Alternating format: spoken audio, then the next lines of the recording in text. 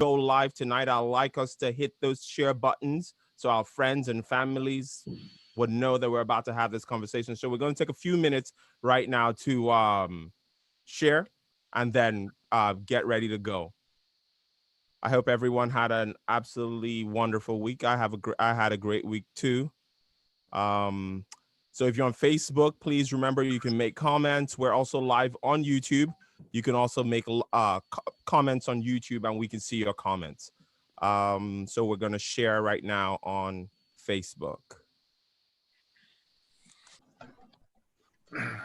Okay, ladies and gentlemen, thank you once again for joining us. This is part 3 of our conversation on uniting against police brutality and racism in America. My name is Michael Obadozier, The Voice. Tonight, I'm joined by our man in the studio, Carl Amatsala. How you doing, Carl? I'm good. How are you doing, Mike? Good to see you again. Glad to be here. Awesome. Yeah. Everyone, today is Carl's birthday. So if you know him on Facebook, please wish him a happy birthday. We already sang happy birthday to him, so we're not going to repeat it again.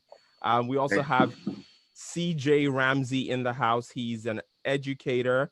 He's based in the Baltimore region. How are you doing, CJ? I'm fine. How are you? Awesome. Thank you so much for making the time to join us. And we also have Ekene Agabu, known as Mr. Agabu. He's a person who is really passionate about relationships overall. How are you doing, Ken? I'm good, man. I'm good. Awesome. So tonight we have a special guest in the house. This is going to be our first special guest on this, not on the station, but on this show in this series. She's a life coach, certified clinical hypnotherapist, and a book author of the book of Affirmations, Self-Love. She's a social media influencer with over 500,000 fans and amasses over 40 million views a week on the Tonya TKO show. She is a self-love specialist and activist for countering the media's 400 years of race disinformation and misinformation, combining viral topics with vital history lessons. Ladies and gentlemen, let us welcome to our show tonight, Tonya TKO. How are you doing, Tanya? Yay! I'm doing well. Thank you very much, Michael. Awesome. We're really honored to have you. As I said earlier on, your head wrap is fantastic. Thank you. And thanks for making the time out to join us today. Tonight, we're talking about a very critical topic. With everything that's been going on in America, our first show was covered white voices in the midst of racial tension. Our second show also talked about the role of law enforcement in our communities. And tonight, we're dealing with the relationship between Africans and African Americans. There are a lot of stereotypes. There are a lot of things about. Yeah, I think it's stuck. I don't know if we are live or not on Facebook. I'm getting comments that it may be stuck. I'm not sure. Producer, can you confirm that it's not freezing or it's live? Apologies. Yeah. Okay, it's okay. It's okay now. Okay, looks like we're good. It was freezing, so it's production issues. Apologize. Go ahead. Okay. So we're still online on Facebook. Remember, you can hit the share button. Make sure you leave a comment. So I was just trying to say, with the African and African American relationship, not many know the history on both sides, but there's a lot of friction. And we feel on this platform that if Black people can come together, we can form a stronger bloc, and we can have a louder voice. So tonight we're going to be diving into this issue. Tanya, in the past year or two, you visited Nigeria and Ghana. What was your experience like? Well, I wanted to thank you for the comments on my head wrap. I did get this on Balagoon. So. Wow. And so when you say what was my experience, what do you mean? Because there were lots of experiences.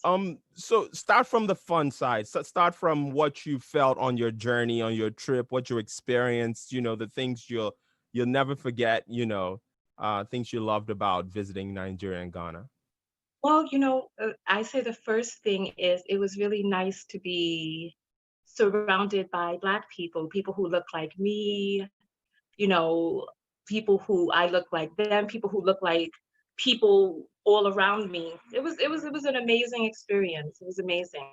All of my Uber drivers were Black, the restaurants on TV, everybody was Black. And it was coming from a space like this in America where you're a minority. It's interesting to be in a situation where you are the norm. Yeah, that's awesome. Over the past, I think sometime last week, you made a video, you put out a video that has pretty much at this point gone viral, and you were addressing certain issues about certain comments that are made by Africans in Africa about the African American experience, and kind of highlighting certain stereotypes. Can you give us a specific thing? What happened to trigger you to make that video? Okay, well, I'm Caribbean American, right? Okay. So my father's Caribbean, my mother was American. And when I made that video, it wasn't about, and that's one of the things that people misunderstand, it wasn't just about people in Nigeria making these comments. And it wasn't just one comment. So all throughout my life, even growing up as a Caribbean person, people from the Caribbean will say things about African Americans. I was really stunned to also find out that, where we descend, that people in Nigeria were also saying these things. Now, in a place like Ghana, it's different. For some reason, Ghanaians are very welcoming and very open, and there seems to be a bridge that is bridged between African Americans and Ghanaians. But what I found among Nigerians is, because of the state of what's going on in Nigeria right now, and what has been going on since colonialism, there seems to be a sort of resentment, is that the right word?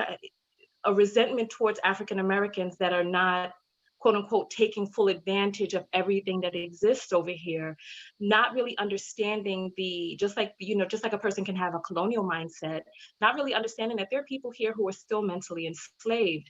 And that though there are some people who are mentally enslaved, that the vast majority of African Americans in this country have fought really hard to be able to get the liberties that we have now, because trust and believe, Caucasians did not want us to have the liberties that we have now. They wanted things not only to stay the same, but they wanted them to regress, with them being in their position of superiority and us having no rights whatsoever. So the people who come over and are able, not just people from Nigeria, but people from the Caribbean as well, who come over to the United States and enjoy the fruits that are here, that there should not be a level of disrespect towards the people who paved the way for us to be here.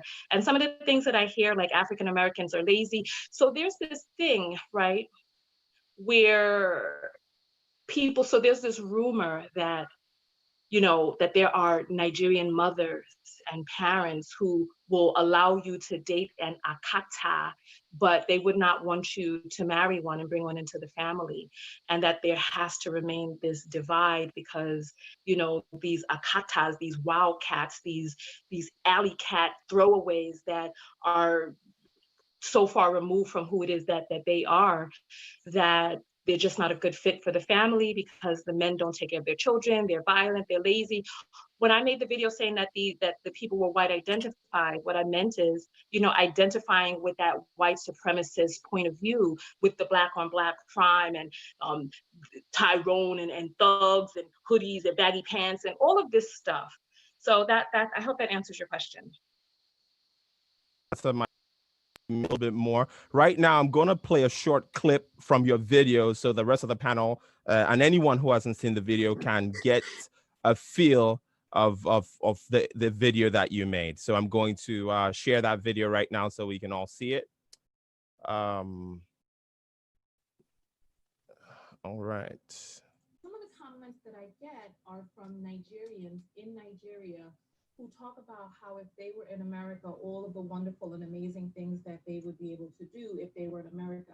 If I were in America, I would be rich, I would be famous, I would be this, I would be that, because you Black Americans are lazy, you Black Americans are this, you're that, you love thug culture. I just had a comment the other day, and I commented back to the person about their colonial mindset. Hello, everybody. Mike, we're running the same thing back. But I am doing this. We're running the same thing back. Wait, it's just out so that I can jump back into the video that I'm editing because listen, it's another day, another. Close your Facebook. Close your Facebook page.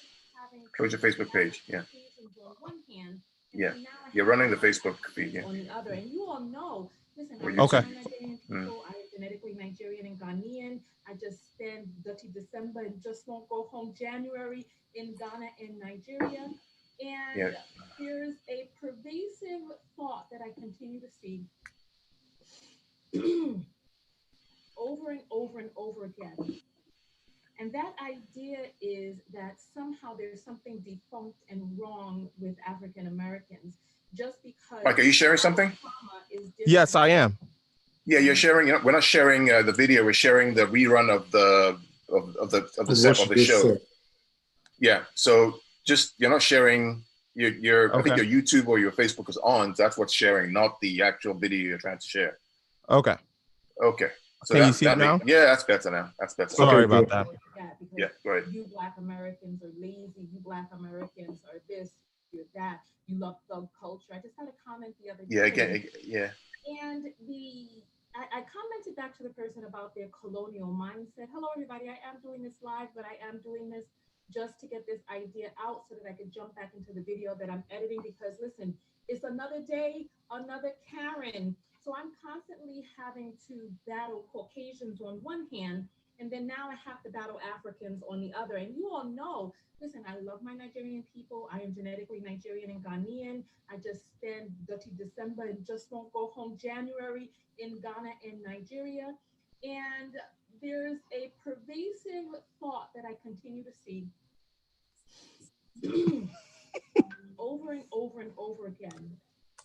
And that idea is that somehow there's something defunct and wrong with African Americans just because our trauma is different than your trauma.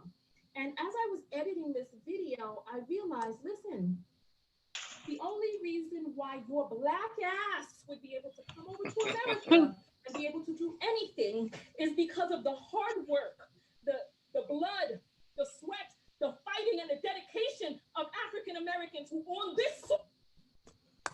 So that was the video. That's just a snippet of the video. It is about 15 minutes, 17 to 15 minute video, and it's really, really interesting. She said a lot of poignant things. So I want to go to a Kenneth first. When you first saw Tanya's video, what did you think? She was on the money. She was 100% right. And the thing about it is, I can relate to what she said, having spent a lot of my childhood in Nigeria and having spent most of my adulthood here. The thing about it is this, it's one of those things where you have this pressing need to now feel superior to someone else. Instead of now recognizing that, hey, these people are actually me. I might play a part for them being here or being this way. It is true, however, that when you come from Nigeria or Ghana or wherever, and you're coming here as an educational immigrant, you somewhat have that sense of privilege. You have that privilege. It's never a thought that, hey, I hope I can finish college. It's not an accomplishment to finish college, because that's what you came to do.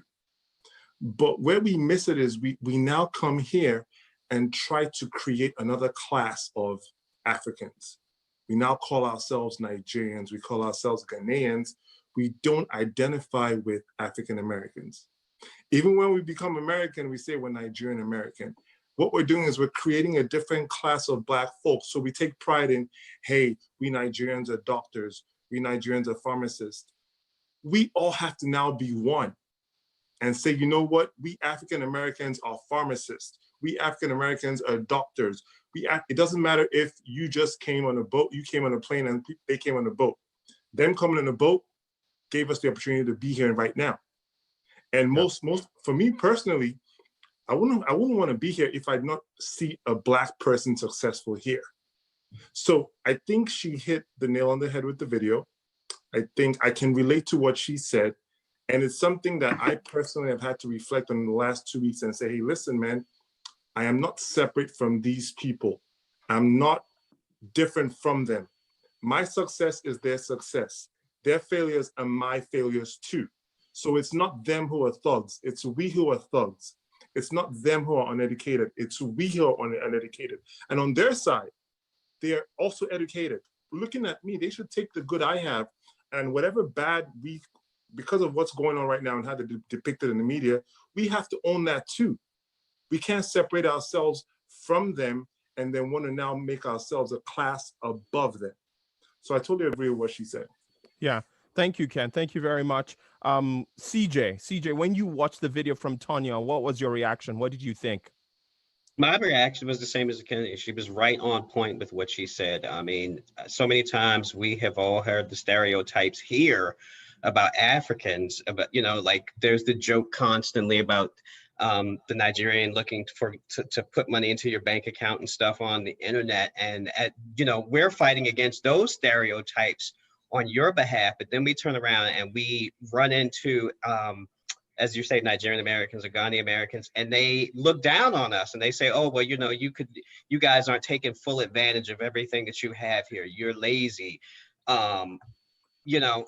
And when I sit back and I hear this, I'm like, no, we're not. We're fighting day and night to change these stereotypes that you all hear. But the other thing is, you know, I try to get people to understand is, where are you consuming your media from? Are you just watching something that comes on Fox News or MSNBC or something that comes up in a flash on Facebook? Or are you actually doing some research to find out what's going on in these countries? Because if you're just looking at what's coming across the media, I mean, in Nigeria, of course, you're going to think every Black American is a thug. They, you know, they have 20 baby mamas, or they're incapable of sustaining a family. And just like on this end, you know, you look at what goes on the media here, you would think Nigeria is this low third world country that has nothing going for it.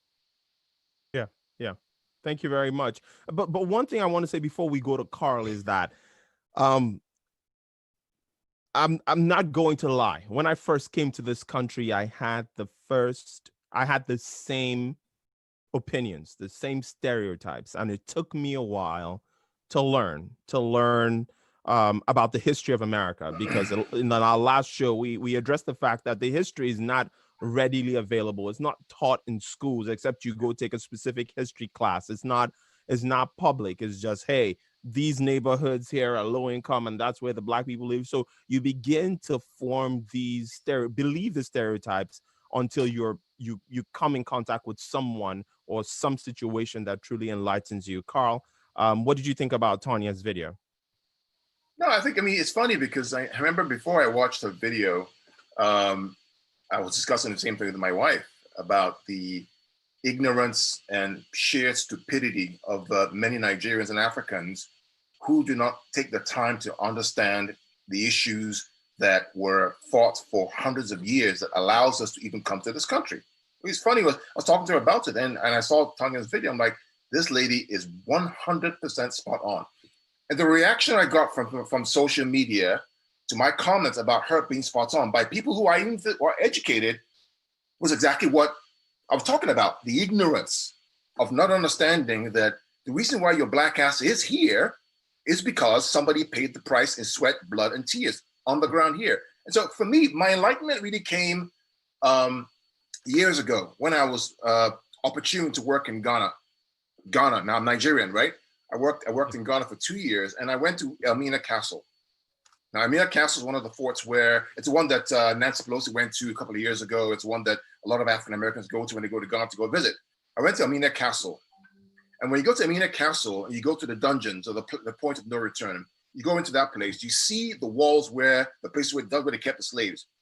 And Michael, till today, you can smell the stench of blood, sweat, tears, and pus, even till today. It's pungent, wow. It's smelling. And you see the balls of chains that were there. And right above there, you have a church where it's written where God lives. And you ask yourself the question, what would it be like for someone to be sold or stolen into slavery, to make that journey over thousands of miles over water to a land where you know nobody, you're captured, sold, and you survived that experience for 400 years? Well, how would I react if I was an African American? Now, I'll tell you this. Remember the 1980s? Remember the whole Ghana must go?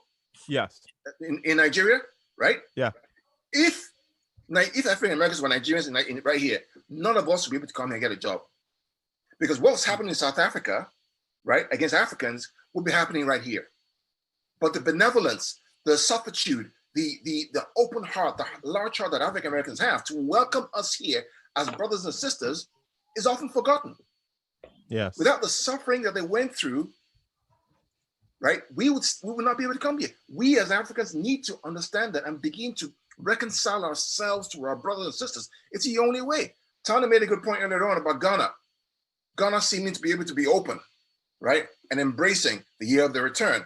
And Nigeria is still in the dark ages for the most part. You know why Ghana is prospering right now? It's because they've reconciled and understood that in order for us to move forward as Africans, there has to be reconciliation. I wrote an article I sent to you a couple of weeks ago, about what I call the Joseph paradox, about the Joseph and character in the Bible, right, that was sold into slavery by his brothers. And not until when they reconciled back to Joseph was there peace and prosperity in the land. Not until Africans reconciled African Americans and understand that we're all kindred will there be growth in Africa. And I'm saying it till today, until that happens, we're not going to progress as Africans. I don't care what happens. I don't care how many loans we get. It's not going to change. We need to understand the context of what our brothers suffered, and we need to identify with them and fight the same struggles they're fighting. That's my 2 cents. I want to tag on to something. I mean, Carl, totally on point with what you're saying. But there's something CJ said about the stereotypes. And he talked about when African Americans are perceived to be lazy, blah, blah, blah. This is a point, this is an intentional point that I've made in the last 2 weeks. Yes, there are African Americans who are lazy. Yes, there are African Americans who don't go to school, but there are reasons why that is. And we cannot separate ourselves from them because of that, when we have something that can change that for them. So what I'm saying is, you see an African American whose forefathers were slaves, probably live in poor neighborhoods because of segregation and redlining, right? Go to school, father's in jail, and you're asking why he dropped out of school? Right. I'm not going to judge that kid who dropped out of school. It's my job to say, hey, that's my brother. That's someone that, you know something, I can partake with, recognizing what his forefathers did for me to be here now. Yeah. So the key thing is, I'm not here to paint the perfect picture about descendants of slaves. It's tough, it's hard, but I'm saying we should not separate ourselves from what they're going through. Right. That's right. That's right. Go ahead, Tanya. This is my first time on the program, so I'm not sure how things go in terms of when we want to speak up, et cetera, because there are a few things that people said that I wanted to address. But since Carl is talking, I definitely want to jump in right there, because it's troublesome for us to continue to call these people, quote unquote, slaves, because they were not slaves. They were enslaved Africans. They were people who were enslaved. And when we talk about my ancestors, we're talking about your ancestors as well, because there are family members that are still left back in Nigeria.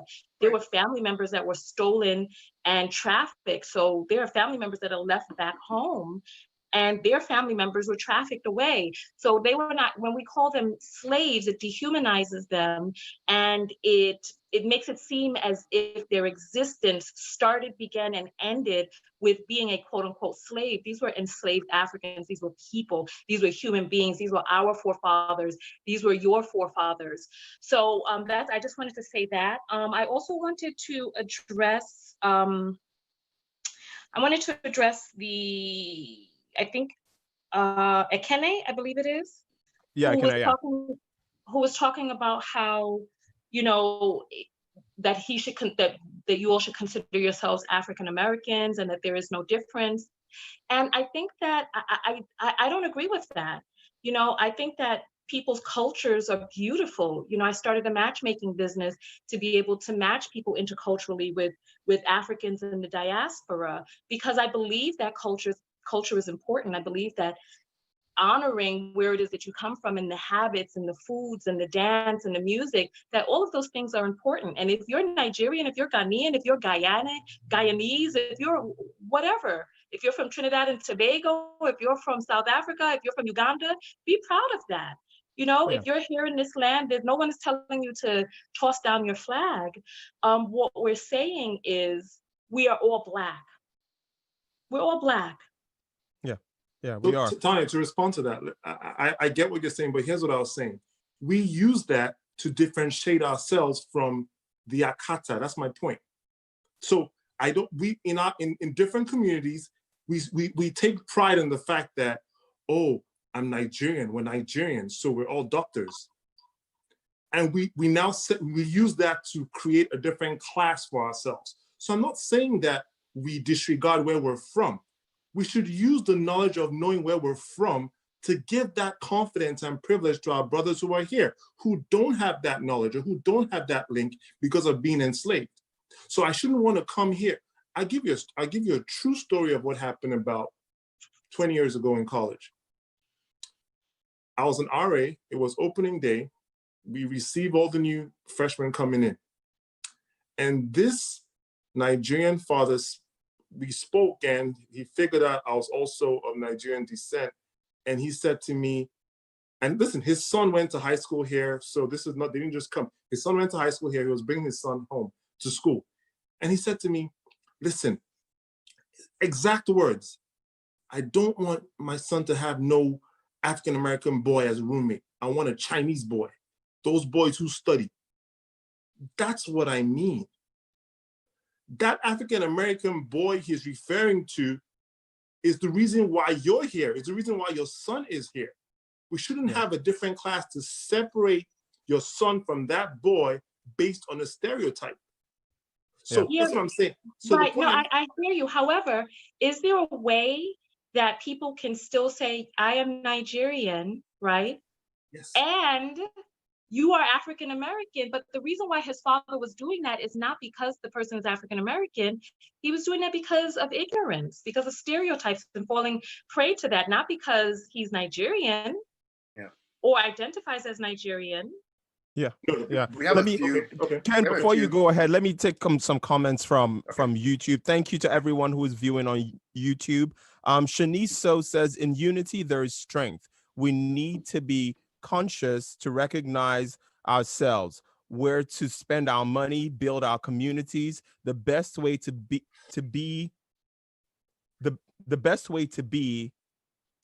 racism is for Blacks to unite. Thank you, Danny's World, for joining, and all Tanya's fans for being on here today. Yep. I have another comment here. Sandra Queen says there is a huge difference. I believe she's saying there's a huge difference between Africans and African Americans. And we have another comment here from Fidelia. Uganda is the house. Okay, she's just hailing Uganda. So, but Carl, you were about to say something. No, I think Tanya's point is valid, and I didn't, and so is again. My bottom line is I've committed myself to be a bridge builder, right? I've committed myself to try and bridge the gap because I told you, Mike, a couple of weeks ago, I put myself, actually, in my mind, took the journey, right? 400 years ago, I took that journey, and I imagine myself being stolen, right, from a village, wrapped up into some fort, put on a ship, surviving that journey, getting here, being stripped naked, and basically being sold. And then I imagine this, right? Now imagine this. Imagine that you are now amongst 1,000 other Black people who are enslaved. You don't speak the same language because it's all from different tribes, different countries. You're trying to figure out who's who, what's what, what's happening. And then the moment you now marry someone, right, you now get along, you start having children, they strip you apart and separate you again. And so now someone 40 years later is saying, oh, these people are lazy, they don't understand what's going on, how come they don't work, they're having so many children. What do you expect after 400 years of the same thing happening year upon year upon year? So my point is that we need to really understand the context of what's been going on before we pass any kind of judgment, or even before we even try to even resolve the issue. If you can't understand the context, how do you now begin to resolve the issues about building bridges? When I started my business years ago, Mike, I came back to the US. Yeah. It wasn't a Nigerian guy who gave me my first capital to start my business. It wasn't a white guy who gave me my first capital to start a business. It was a Black guy. I remember his name, Hank. right? Hank was the guy who actually gave me some money to start my business from zero. When Nigeria, that I went to with all my money, had basically chopped up my money and left me half dead. It was an African-American brother who gave me the opportunity to start my business and do well. So who am I to now to say, oh, because I didn't come here like they did, therefore I'm somehow better than them? No. So what I'm trying to get to the point is the fact that we as Africans need to completely understand what's going on. Why is it that right now we have more voices in Europe crying out for Black Lives Matter than we do in Africa? Why? Yes, there have been some Ghana strike, but why? Shouldn't we be the ones who are crying out for this? Is their struggle not also our struggle?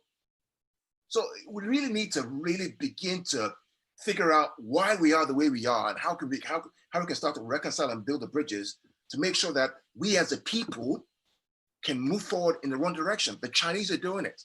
The Japanese are doing it. The Jews are doing it. Europeans are doing it. Why not us? Yeah.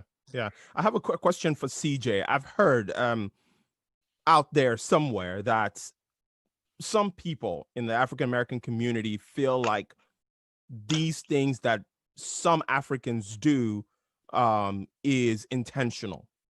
Do you think it is they're doing these things, the things they say, the things they might have commented to Tanya are done intentionally?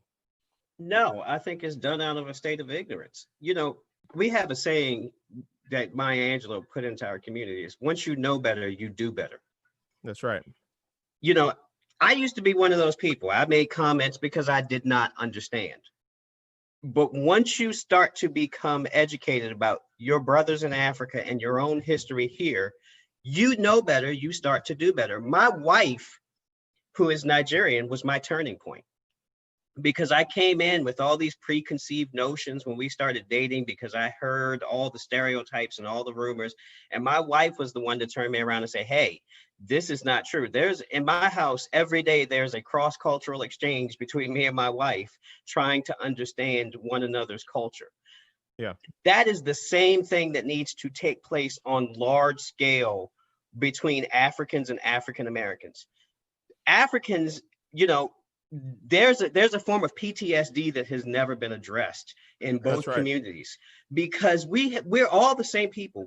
But we're just, the only difference between us and you is where the boat stopped with us.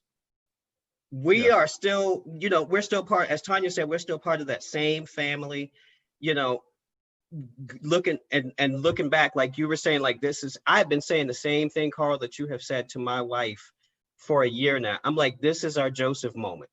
This is the moment that's going to make or break us. Can we come together as a people, you know, regardless of Nigerian, Ghanaian, Caribbean, whatever, can we come together as a people and unite and start to turn things around for ourselves? Yeah, that's right. That's some comments here coming through. Go ahead, Carl. Go ahead. So I see Choco Cat says, I was living in Nigeria. They kept calling me Oyibo Pepe and attempted to strip and lessen my blackness. Wow. Right? I Choco Cat, I completely hear you. It's part of the ignorance that we've experienced. I hear you. We have comments from Michael Johnson who said, let's be fair, you have a panel that is biased. And I'm about to drop off. How come we don't have for and against panelists? Well, Michael, you're entitled to your opinion. We thank you for joining. But I think we have a good diverse panel here. I want to know where that girl is from the video that was out there screaming that Black Lives Matter is a scam. Where's she? Cameroon, but yeah. I know.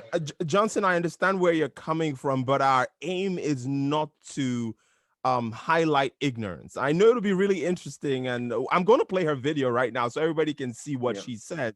But again, as CJ said, it's ignorance. These things are not intentional. People don't know. And the worst thing, the thing that is worse than being ignorant is being ignorant and loud. And there are many people who are ignorant and loud. So I'm going to go ahead and share that video real quick so that we could just see what she said.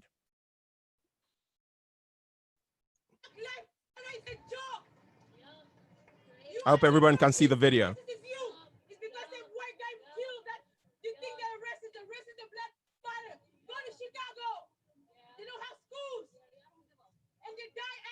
They don't matter because you can get attention from that. Group of hypocrites. Go to Southeast, East, and Northeast. Tell them Black Lives Matter. If it matters, it's you guys are hypocrites. Attention seekers. Attention seekers. Black lives should matter everywhere. It doesn't take a white cop to kill a black. So we all heard what she said, and she's highlighting the fact that there is black on black crime. We have Chicago, people are dying, black people are dying all the time. We don't come and protest for black on black crime. But my point to this lady here, and this is not being partial, this is just common sense. Right. The conversation right now is not black on black crime. The conversation right now is police brutality. The police are supposedly supposed to protect and to serve, but each time they get into a little bit of any type of confrontation with a black person, they're either kneeling on the person's neck, slamming the person on the ground. Right. So that's what the point is. So go ahead, Ekene. What do you have to say about this video? I mean, two things. It's also that need to feel superior to someone else, and who you now choose to express that superiority to is people that look like you, because you can't really do it to the people who are Caucasian. Secondly, even if you don't understand what's going on, and even if you feel if you feel all the things you're saying are valid, where's the empathy and compassion for somebody who was just kneed to death? Can't you see, even if you feel, so I'm saying this, even if you're an African that feels African Americans are lazy and blah, blah, blah, where's the compassion that says, hey, someone just died unfairly? And that's the pain that is being expressed right now. So Right. There's ignorance there, and there's just a pure lack of empathy there. Right. Yeah. I mean, Mike, I've said this before, and I'll say it again. The problem starts right from the educational system in Africa, for the most part. We're not taught about the African-American experience. We're not taught. We didn't go to excursions to Badagry or to Elmina Castle. None of that happened. We were taught about Europe, about the Queen, right? About France, about, now it's about Spain. You want to go for an excursion trip. Hey, why don't we all go to Spain? Why don't we all go to China? Nobody talks about going to Badagry or Elmina Castle or Senegal, the last point in Senegal. Nobody talks about that. It goes back to the educational system that we've been brought up with. Now, our generation happens to be one who's more enlightened, who's able to read and understand and ask the tough questions about what the hell happened to our brothers and sisters 400 years ago, and why are things happening the way they are? And until we begin to restructure the educational system to understand that, we won't move. I have 4 kids. I'm making sure that my kids understand the fact that they were born here, they're Nigerians, but also African Americans, and they need to understand the plight of what allowed them to have the privilege to be in this country with all the rights and privileges. That's how we begin to make change. There's some comments here I see, Michael, real quick. Fatima77 says, there's no reconciliation, empathy towards each other's experiences. That's what is needed. Danny's World says, she was speaking half-truth, but poor timing amidst a Black Lives Matter protest, which is what Ekene was saying, right? William Fernerson says, willful ignorance is real. Ignorance. Yeah. I'd love to jump in here because I feel that the young lady who was out there screaming, I feel that, okay, so everybody thinks that they're right. We think we're right. She thinks that she's right. And I think that panels like these are important in being able to have the tough conversations with people who have different points of views. So she has a different point of view. I don't think that we should just dismiss it as ignorance and say that it has no place here. I think that in order for the bridge to be gapped, that people can't preach to the choir, so we need people like that to enter the conversation and to be able to find out why is it that they feel that way. So we talk about her not having empathy for African Americans or people who were killed, et cetera. But we can also have empathy for her and realize that there's a lot of things that are going on with her psychologically. The psyche, for those of us who study psychology, that the human psyche is a very powerful thing.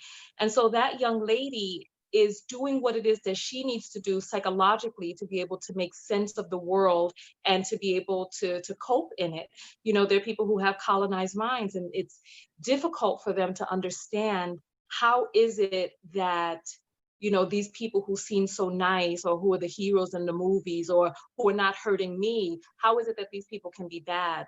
How is it that I'm able to walk down the street each day and nothing happened to me?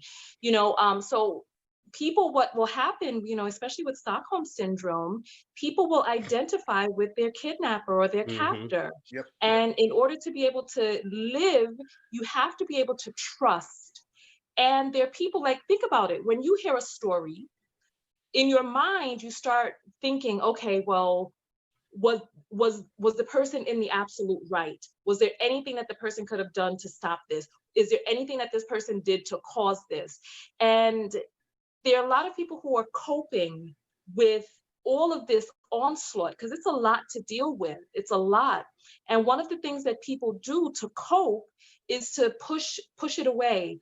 Try not to identify with it. Say, oh, this person caused this themselves, because it helps people be able to put it in a nice, finite little box that they can then deal with. Because thinking, okay, so listen, I am not Nigerian. I don't know what it's like to grow up in Nigeria. I don't know what it's like to leave a place like Nigeria and come to another place that I can see as a land of opportunities, and then also be angry in that land that there aren't more opportunities, when there are more opportunities here than the opportunities that I left from, and trying to figure out how do I then make sense of, you know, having all of these opportunities, and there's so many people here who are not taking advantage of it. From what it is that I hear, and to correct me if I'm wrong, from what it is that I hear, there's no free public school in Nigeria, that there's no free public lunch, and that the people who go to school are elites. Is that true? Not necessarily. I mean, when I went to free college.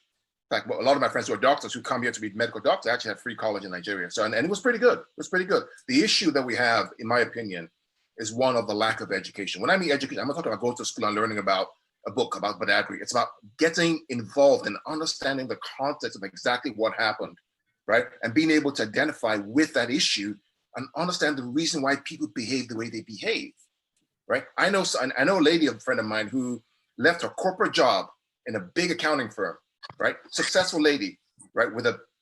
Left her job, right? To help kids in downtown Baltimore, who's Nigerian. Why? Because she feels that she can use her life, right, to help kids who may not have had the same exposure that she had. That's building the bridge. That's identifying with our brothers and sisters to create the next generation of people who don't see Nigerian and Ghanaian, they see Africans and want us to all work together as one. So there's some more comments here that we see here. I just want to make sure that we can address some of the comments, Mike, if you don't mind. No, that's cool. There's a comment here from Shanice Sao.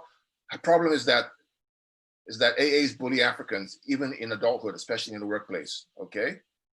Reeve 219 says, yes, she still needs us and should not turn our backs on her just because she said something we did not like. True, right? It's about education. One more from Leslie Hendrickson. Candace Owens syndrome. Yeah. So Yeah, I want to say something about that. I want to just kind of say something about that lady, and this is the context, okay? I want to put it in.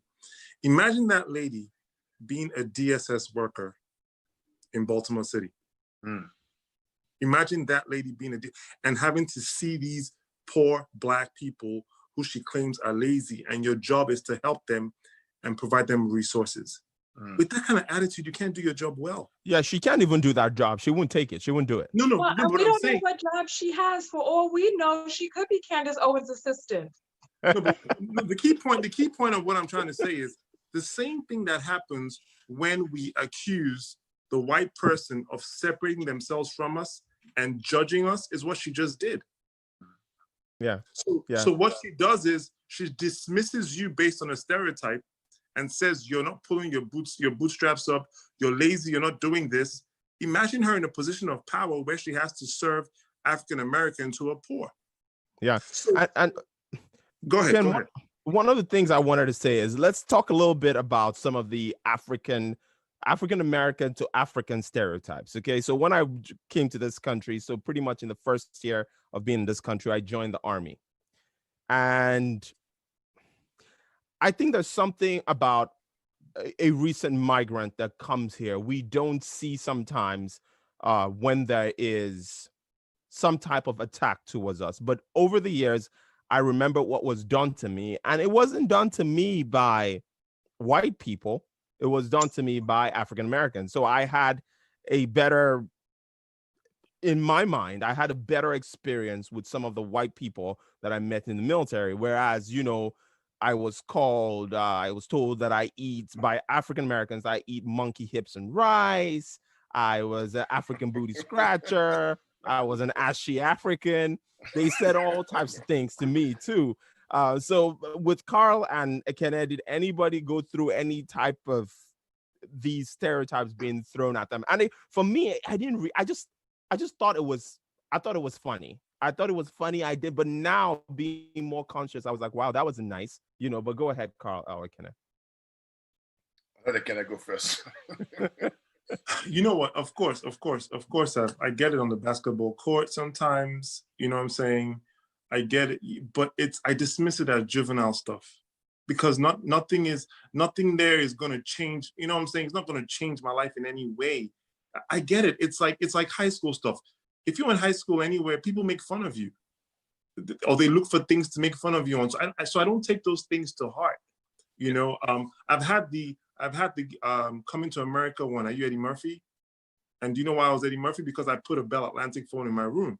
So it's gone both ways. You know, my African American roommate didn't understand that I could just get $100 and install a phone. It's gone both ways. So there's good. Some will look at you and think, oh my goodness, are you like from a tribe? Do you have lions? Like, it doesn't matter, but it's not. I don't think it's harmful. I don't think there's an intent to make you less than human. I take it as juvenile. I've had African American women in my corner, African American men in my corner, rooting for me, giving me opportunities to advance in different areas of my life. So yeah. I balance everything out. I've never felt, let me put it this way, an African American has never made me feel less than who I am. It hasn't happened. Yeah, you know what? I have a different point of view, and I think it's important to not minimize what people, the jokes that people are saying. I think that it deserves to be looked at. You know, like these jokes, African booty scratcher and all of these other things. And I think it's important for us to get to the base of where these stereotypes are coming from. Why are people saying this? And I think that there's a deliberate effort in the promotion of images that come out of Africa that hypnotize people's minds into thinking a certain thing about Africa. And so when I talked about in the video, when I talked about the docility that existed inside of a lot of the Nigerians that I spoke to in Nigeria, and you know, when people saw me in that video screaming, and they were like, "Oh my God, you know what? This woman, she's screaming like this, right?" I think that there are some things that we just can't let wash off of our backs like water off a duck's back. I think that it's important to address these things, get to the base of it, and see what it is that we can do about it. And from what it is that I'm hearing during this conversation, I'm seeing that the next conversation needs to be with who knows somebody in the government of Nigeria who can start to implement African American history inside of the school. So if people are learning about the Queen and all of this other stuff, so in Nigeria, what can we do to create lessons for what happened to people's stolen ancestors? I was really surprised at the tremendous disconnect that exists between Nigerians and their relatives who are here, that there doesn't really seem to be the timeline of connection, you know. And also, what can we do in America to be able to get African studies to find out? Because I didn't know about colonialism. Like when I was in Nigeria, I was in tears at how there just wasn't a real connection, and that Nigerians don't see us as family. They don't see us as their brothers and sisters. and they see us as Americans, you know, like people who are on that land over there. They see us with more in common with white people than with them, you know, white Americans than with Nigerians.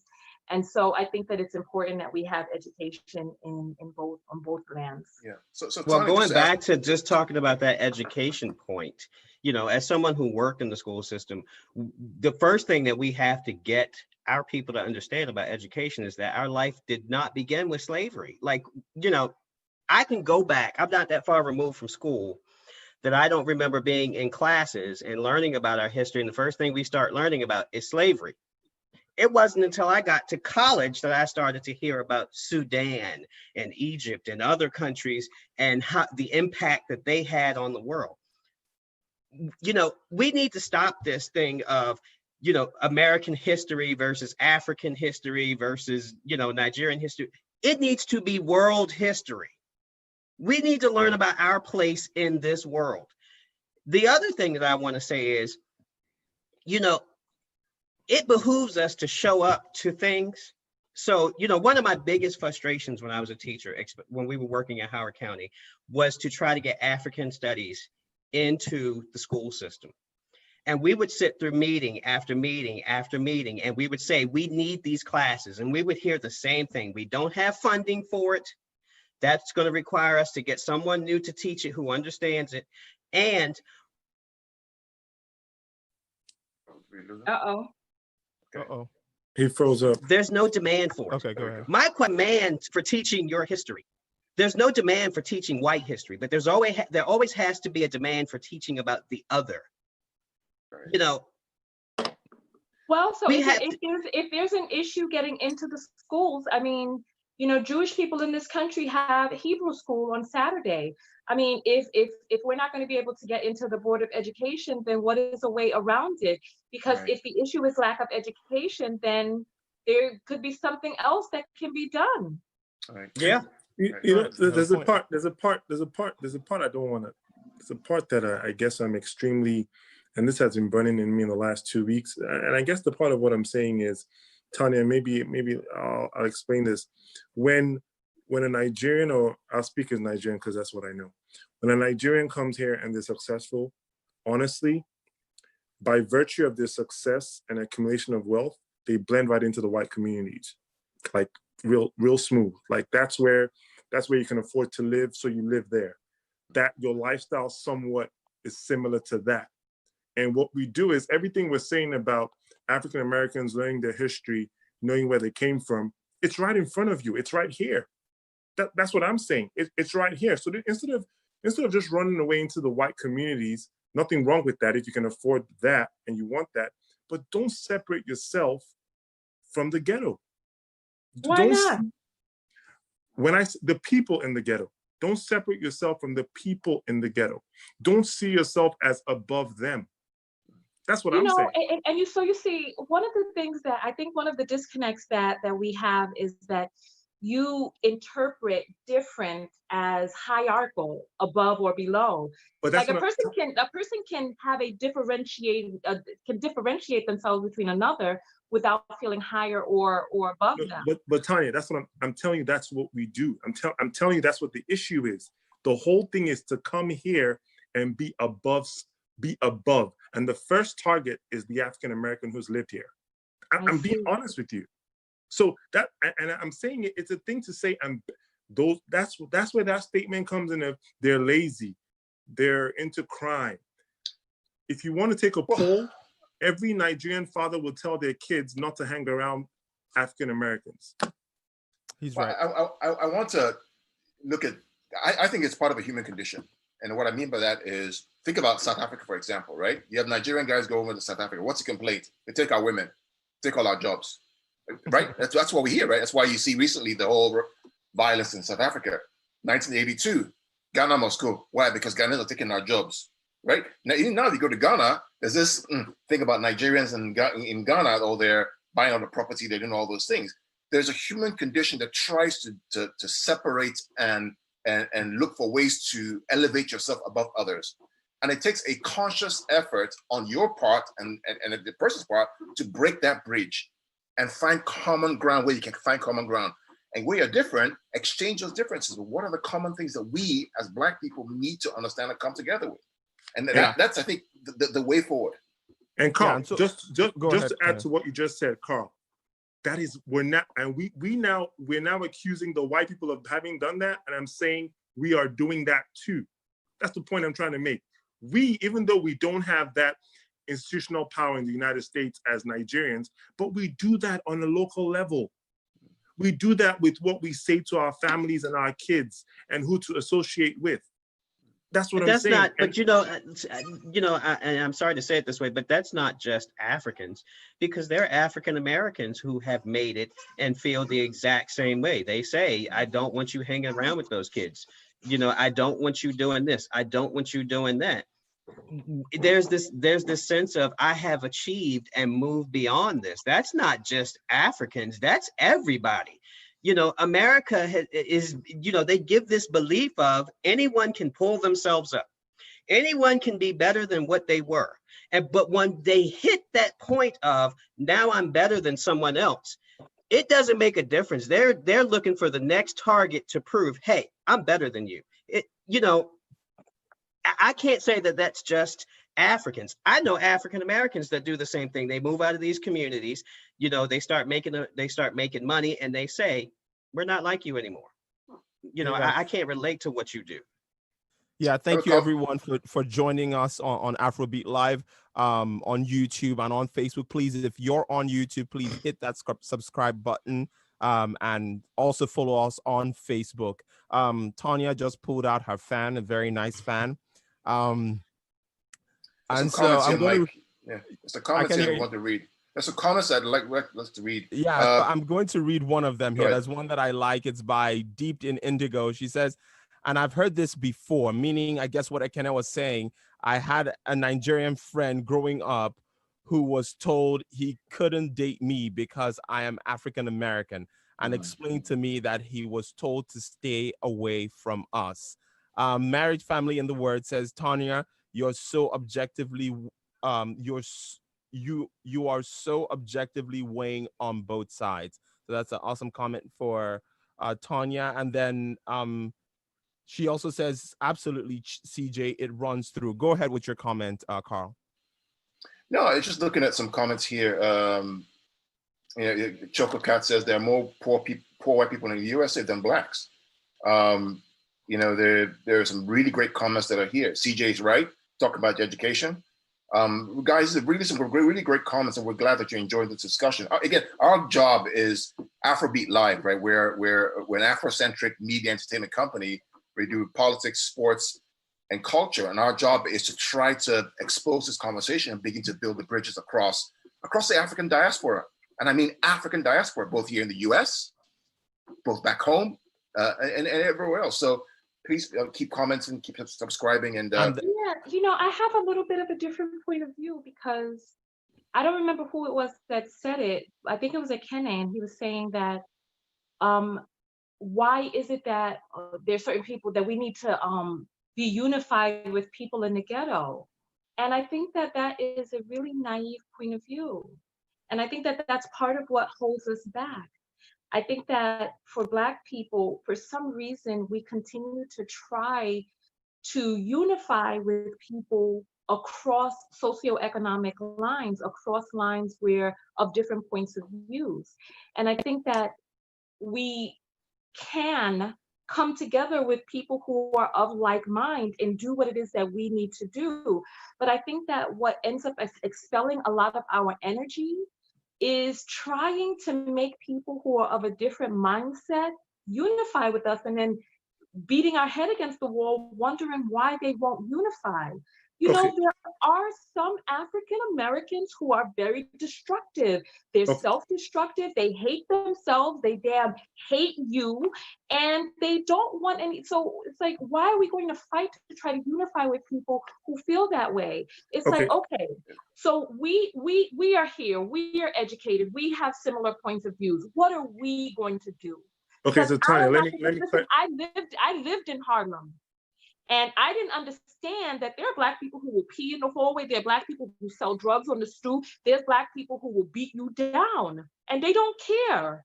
So it's like, we wasting time talking about people who are self-destructive just because they got the same skin color. Tanya, I understand what you're saying, but that's not what I was saying. I was talking about the mindset of separating myself to be superior to somebody else. So let me ask you a question. How does it benefit a person who comes here from another country? How does it benefit a Nigerian to come here and be like, oh, I'm going to align myself with someone from the ghetto? How does it benefit them? How does it benefit them? Tanya, that's not what I said. That's not what I said. So let me clarify. That's not the point I was making. The point I was making was, when I see that person from the ghetto, don't separate myself for the sake of being superior to them. It's a mental thing. Don't think you're superior to somebody else because of their condition. That's the point I'm making. If you're in med school, you're not going to have a friend who sits on the corner throwing dice. No, you guys don't align. But don't separate yourself and think you're superior to the guy throwing dice because you had the opportunity to be in med school. Right. It's a mental thing. Right. I think what you know what though, but to a certain extent, and I know I'm going to be the bad guy here. I'm going to be the one to go out on this limb. I don't totally agree with that, and I'm going to tell you why I say that, because I've watched so many good people get pulled into somebody else's mess throughout the years because they did not have a sense of self and a sense of who they were, that they allowed themselves to be sucked in and dragged down by people. I think at a certain point, you have to have some small semblance of a sense of superiority about yourself so that you say, I'm not going to allow myself to allow someone to drag me down to this condition. Let me give an example of what I mean, okay? I was thinking about this. In 1992, 93, okay, there was a song, and this was back in Nigerian high school. There was a song, rap, Dr. Dre was hot then, Snoop Dogg, Ice Cube. There was a song, It Was a Good Day, Ice Cube, right? And there's a line in there. He said, towards the end of the song, today I didn't get to use my AK. I guess today was a good day.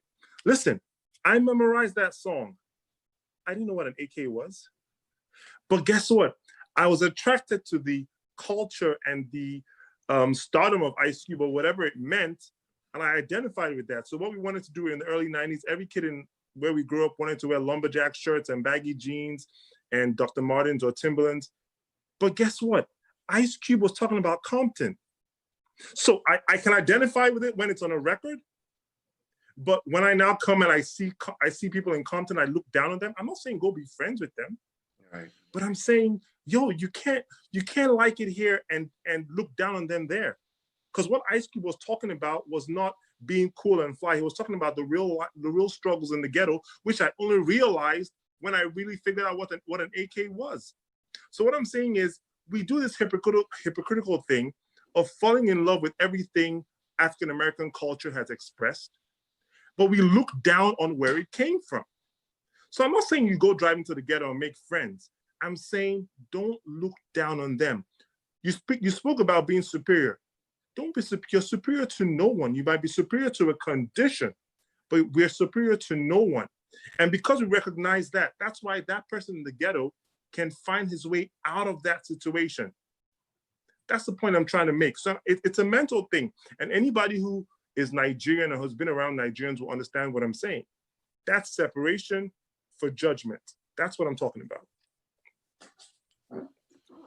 Yeah. So one of the things I was also going to say, just to elaborate on Ekene's point, I think he's talking more about from a collective point of view where we see Black people getting killed on the street and we just don't run outside and be like, the Black people are dying. Black people are killing themselves. Black on Black crime, where we empathize and we understand the effects of 400 years or more of slavery and then systemic racism now and all those things. We understand those things. So we're not like, oh, I'm not going to protest. I ain't got time for, ain't nobody got time for that. We have to empathize with what is going on in our communities. Yeah, but Carl, you know what? Let me ask a question. Why? Why though? Well, see, let me explain why, Tanya, right? Well, I want to know why people feel that way. Let me tell you why we feel that way. Let me tell you why we feel that way, right? So we have to understand the context of why the struggles that African Americans face in America exists. Without that understanding, we will very quickly suffer the same issues that they've been struggling for the past 400 years. That's the point. And without understanding the issues that created that, we will make the same mistakes again in Africa, which is what's happening today. You went to Nigeria, right? Right, you talk about being docile.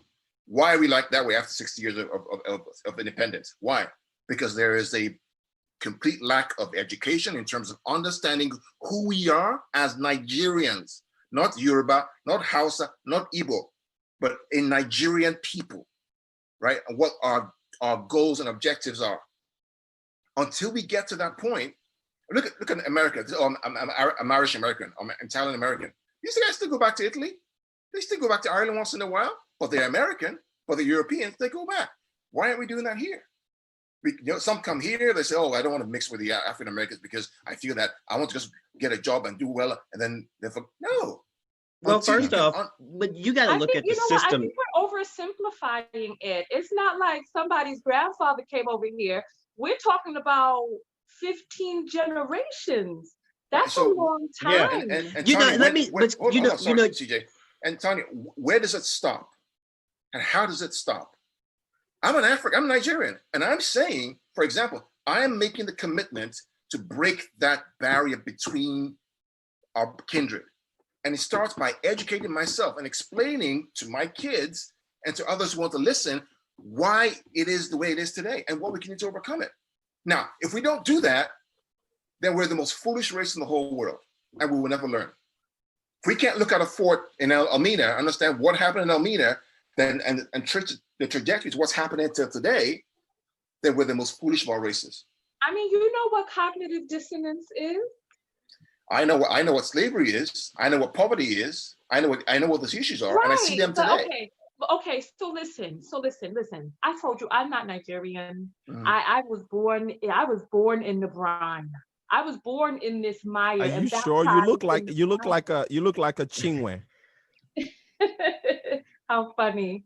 So listen, I don't know what that is, but it's a name. It's a name. It's an Igbo name. Oh, I see. Okay, listen to what it is that I'm saying, right? All right.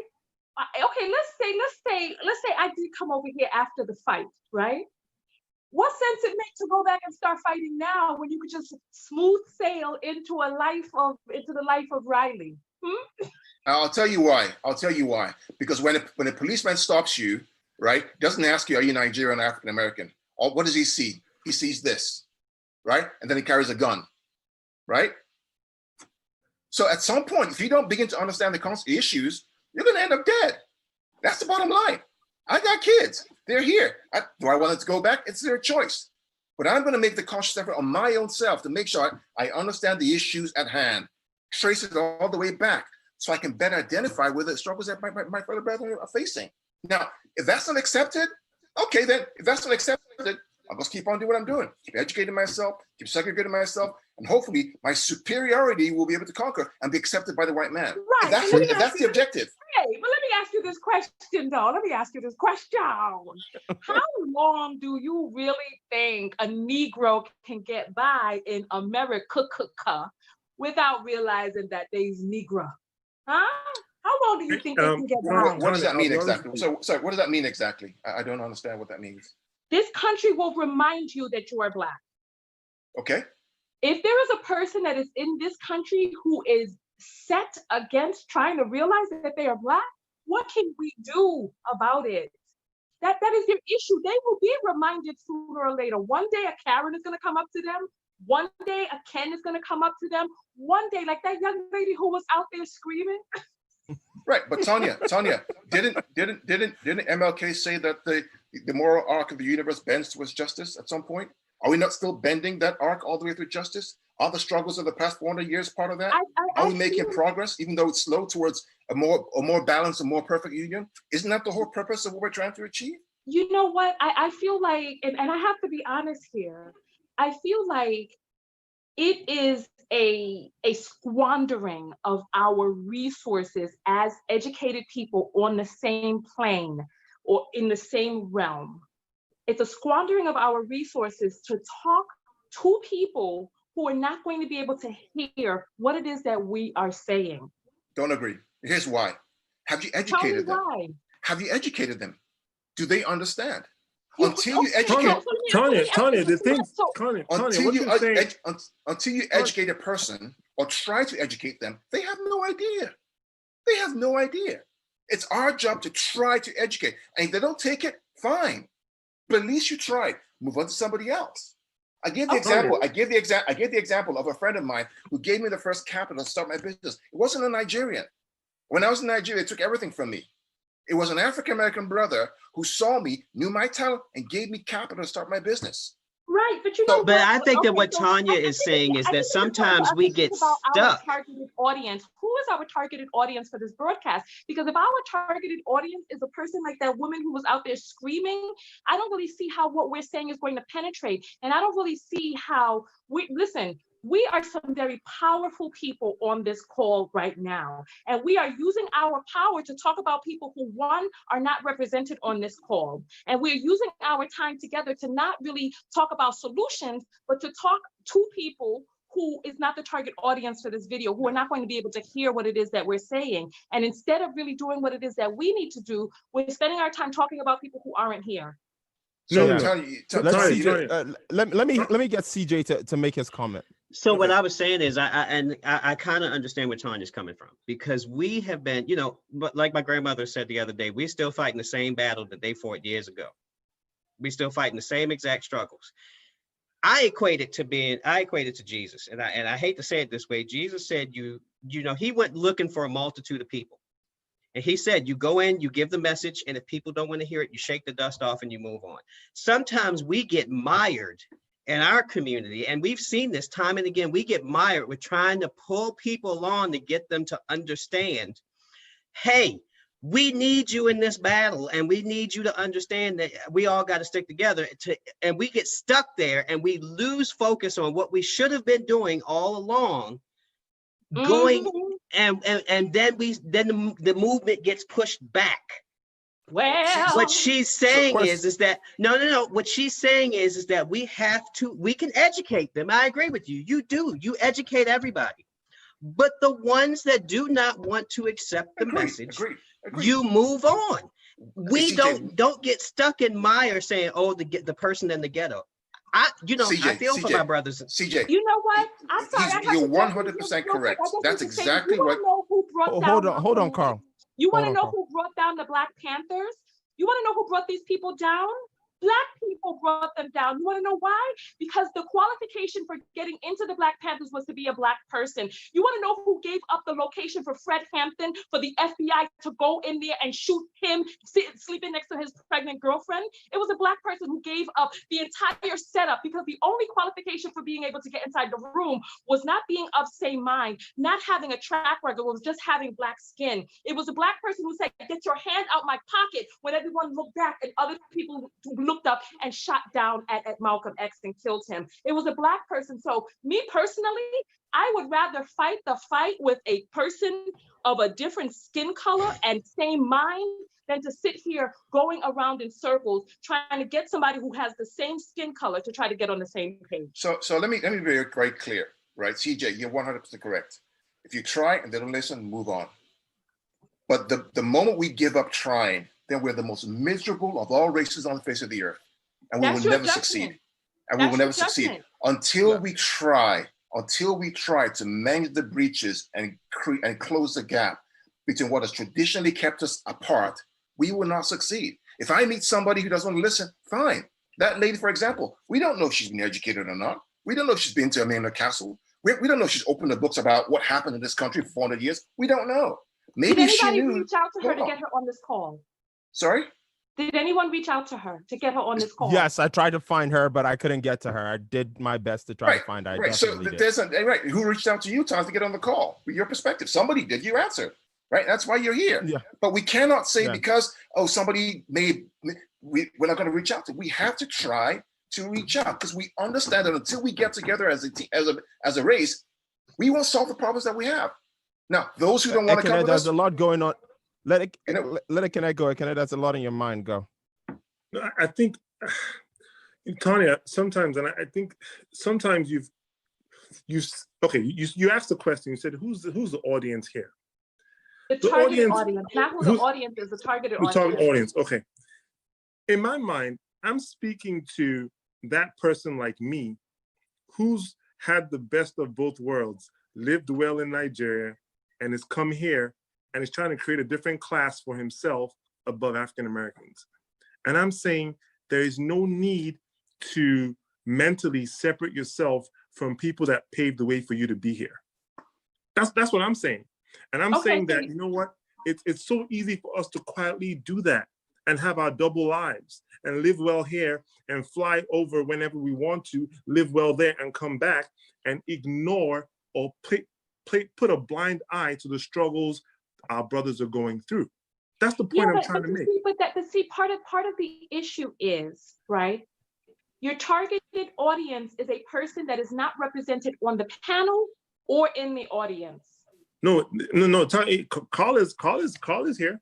He understands what I'm saying.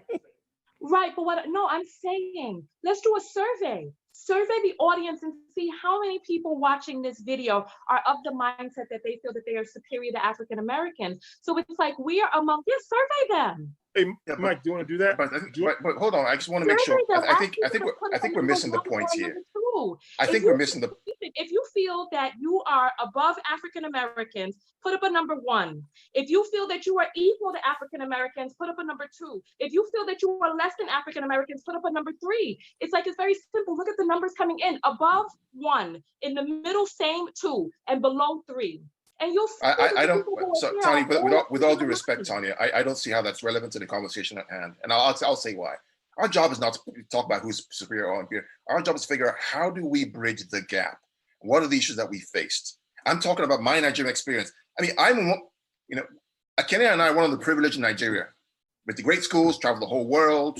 Came here for college, no debt, everything, right? We've come to a place that we understand the challenge and the struggles our African children have faced.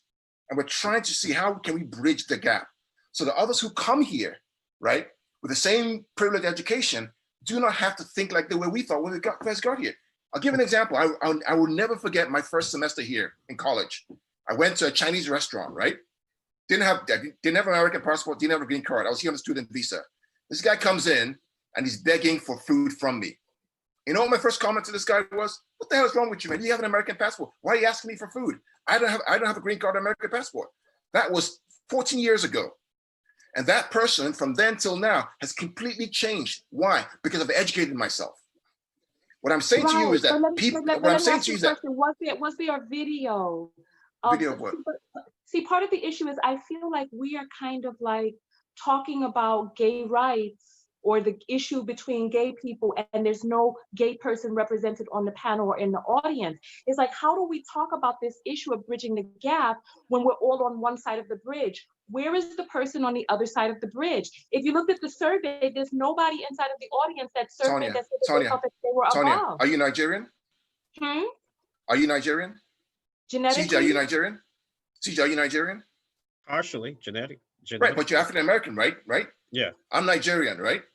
I'm talking about bridging the gap between African Americans and Africans and figure out how can we come together to solve issues. Not a class war. I don't care about class war. It's not a class war, no. Right? Yeah. I don't care about class war. It's not about class war. This is about bridging the gap between two peoples that have been disconnected by the slavery and this issue that's happened for 100 years. It's not about class. Now, I get it that there are times when we have to try and educate. If they don't come along, you move on. But it's not about class. It's about so I have a peoples. Carl, let me read a comment here. I have a comment here from Fatma77. She says, you're not speaking for other Africans. The sense of superiority you speak of is not my experience, and I am not from two African countries. Have lived all over and have friends from all over Africa. We also have a comment here again from Rev 219. Tanya, go live after this. I see you got something to say. Your people watch you. And then Indigo, Dipped in Indigo said, bridging the gap. So real quick, I have a question for you, Tanya. In your video, you mentioned something about our trauma not being the same. Can you elaborate more on that trauma, kind of on both sides?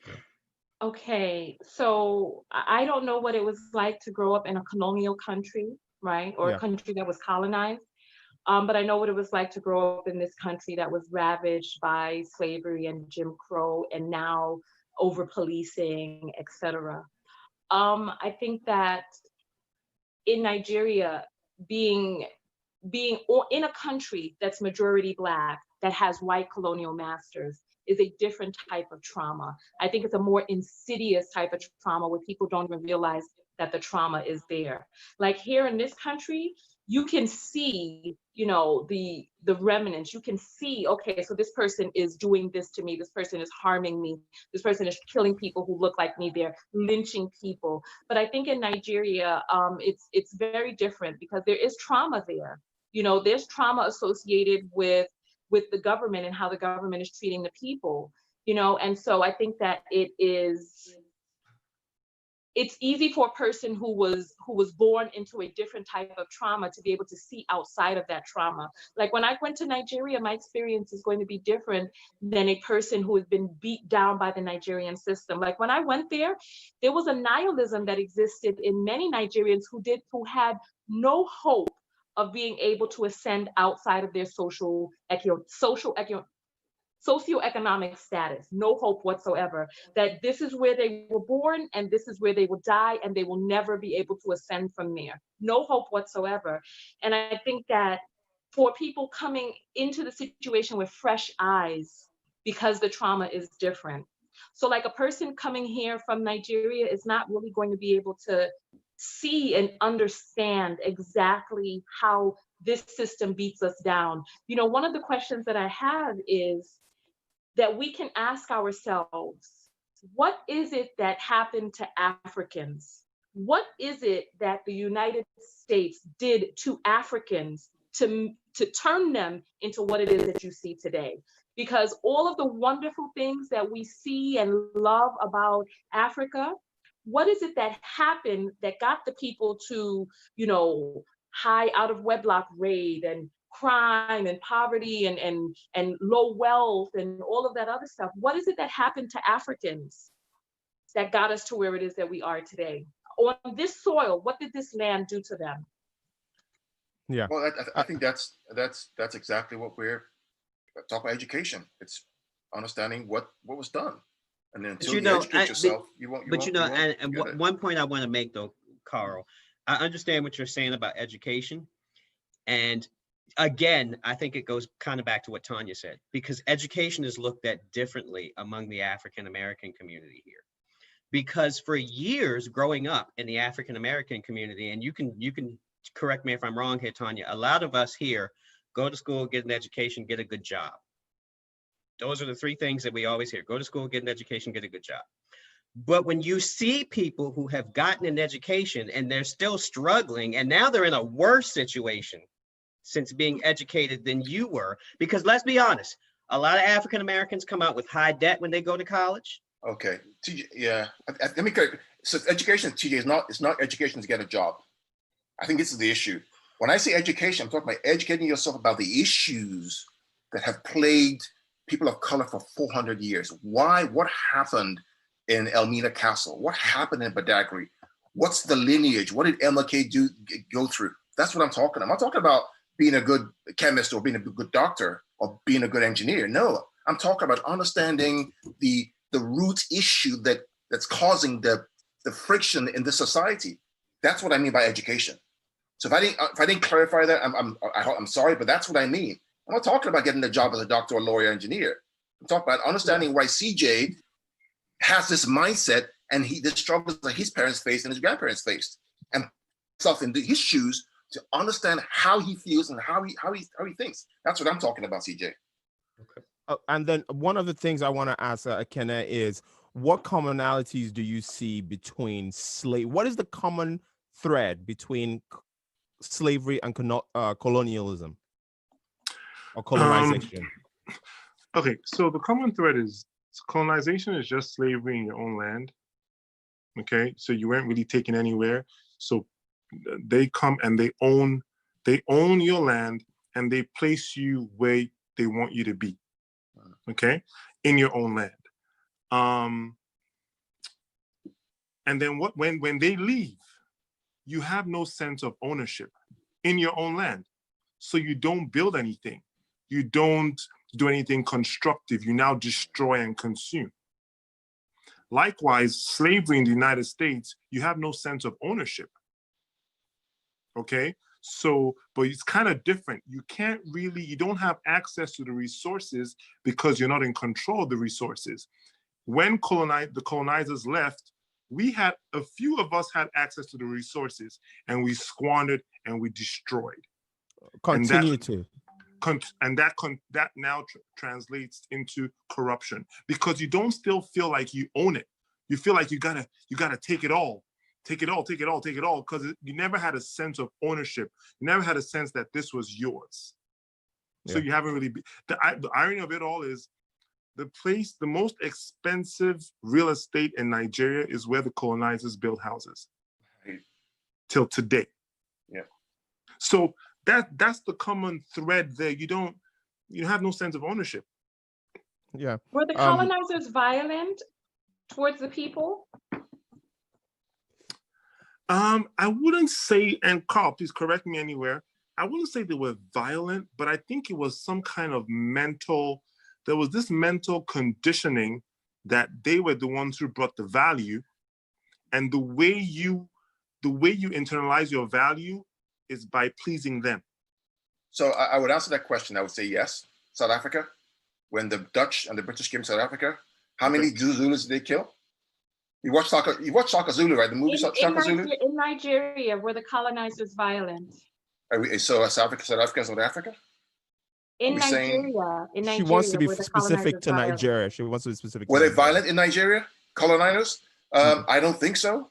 No, I don't think so. But I will say this, though, that they left us in a worse state than we found ourselves in the beginning, due to the division within the country, insidious selection of groups to rule the country.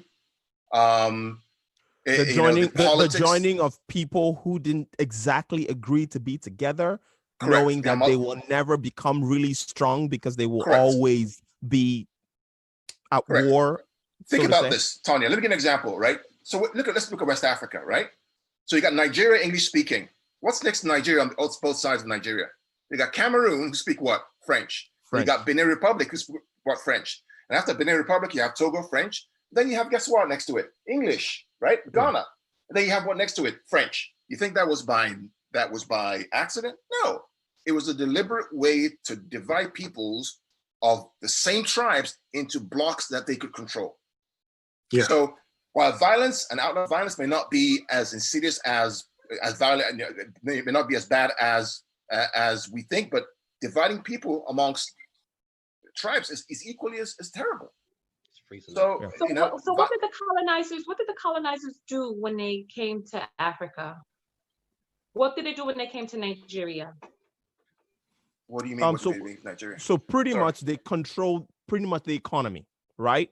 They found the resources, they took the resources, they sold, they gave the people at the top, right? So the people at the top were cool with them, while the rest of us kind of were suffering.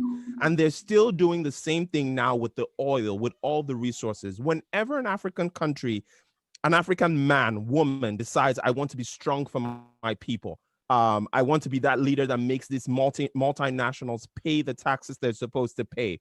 We want to talk about our rights. We want to stand up for ourselves. They find a way. The West will always find a way to out that man or that woman. So it continues. They're the invisible people who empower the ignorant people to pull down the countries. So it's, for us, it wasn't, especially in Nigeria, as you're trying to find out, it wasn't violence, so to say, but it was a scheme to continue ripping us off. And there's still, because we always ask ourselves this, we have all the natural resources, the oil, the gold, the ore, but we're the poorest continent. The central bank of France, the central banks of the Francophone countries in Africa are taking all their monies, the contract they signed for their independence made them deposit their money into the French central bank. So the French economy is pretty much built on African money and African resources.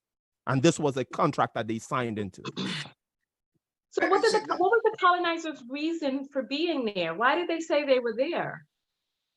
Well, you may have to ask them, but that's besides the point. The point is, the point is Tonya, is whatever the colonizers did or not do, the point is, at this point in time, our job as people of color is to figure out a way to work together to address the issues that we have that affects people of color, whether we like it or not. That is the bottom line.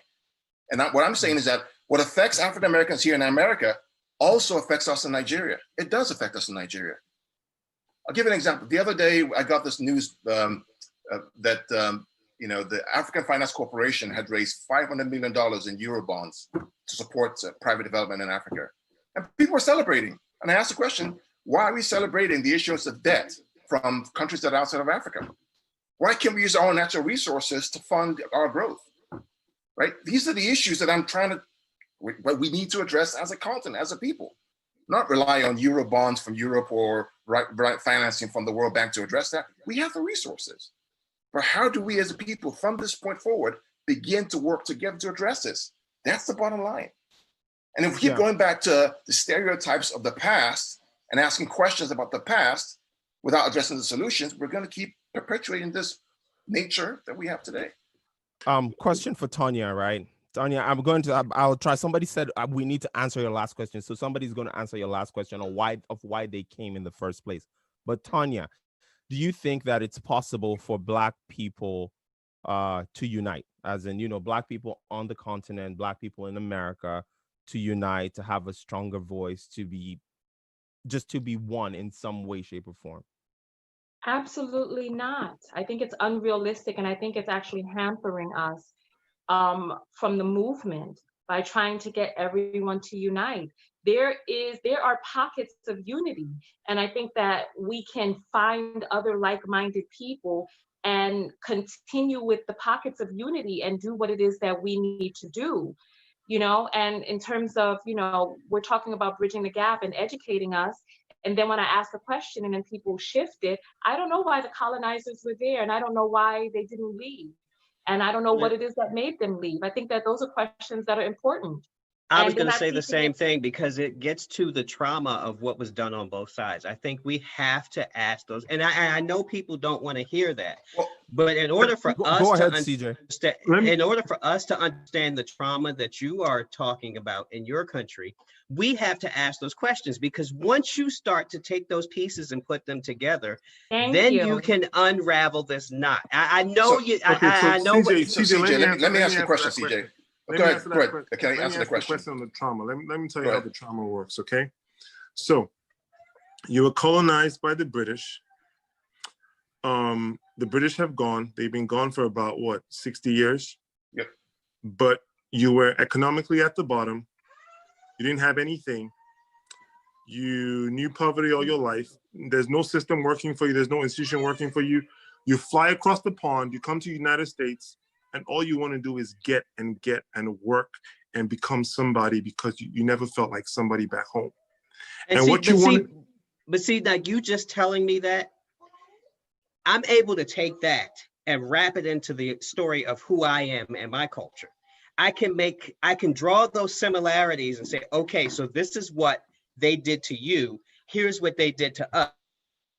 I'm showing you that we can go back. I'm showing you. Let me show you the part that I want to link it to what I said in the beginning. In the drive to want to become somebody, I want to ascertain a certain status. I step on you and walk over you to get to where I want to get to, and I don't regard you as my brother. I regard. But see, you as understand. I can understand that now. I hold on. Just saying that you were colonized does not tell me the mindset that you had going through colonization. But you just saying that, I can tie that now into what I have learned about slavery, about how they took someone who was yellow and would put him in the house with the master, where someone who was dark like me had to be out in the field picking cotton. I can equate that to something similar and pull that into my universe and now assimilate that knowledge. So now when I'm talking to someone who is from a colonized country, I can start to realize and put myself in the mindset of where they're coming from and start to address the differences and the issues that we have with each other. Yeah, and to add to what Ekene said before Carl goes, I think the big thing was an economic reason. They took slaves to help build their economy. They Right. came back to Africa to take the natural resources, and when they said they left, they didn't really leave. They put some schemes and structures there to ensure that they continue to rip off of us. Congo has been at war for more than 40 years and counting.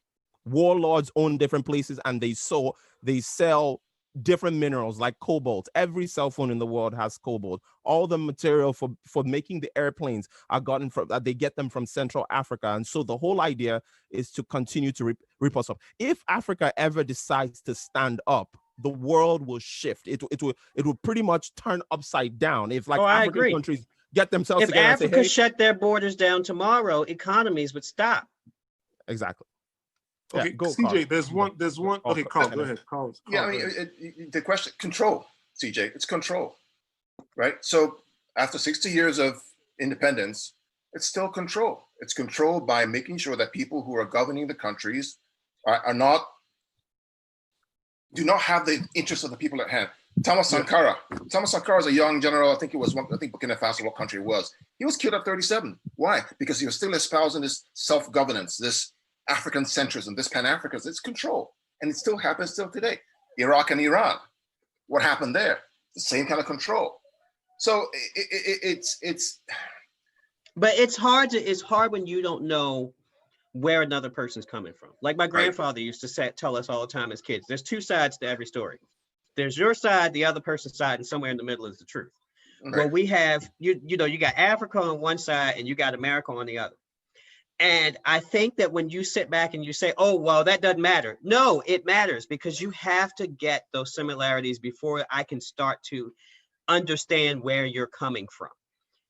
When you say, now that you said they came in and they stole the resources. Well, that's how Americans have felt for years, that they have stolen our resources here. They stole our money. They stole our labor. They stole our lives away from us. Those are still resources. We can start to make equations to what you are saying, and then we can start to say, okay, here's where we align on these issues.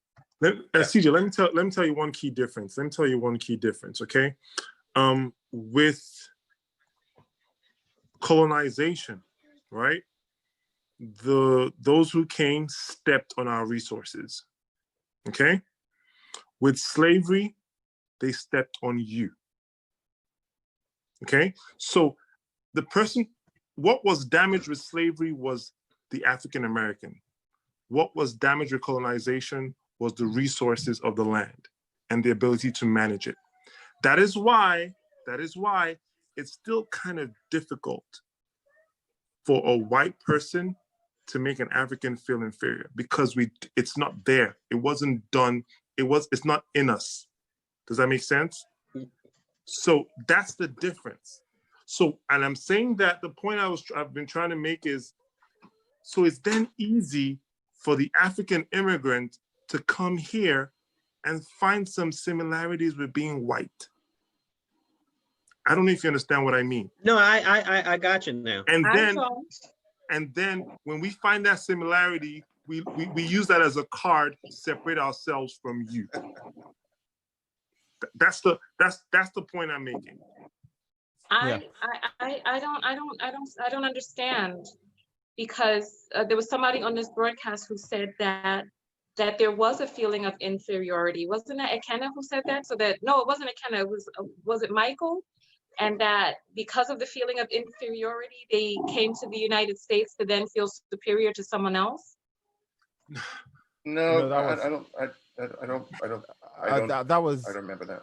Carl, right? It wasn't exactly what he said. Ken was saying something about that, but it wasn't exactly what he said. Yeah. Ken, do you want to clarify what you said?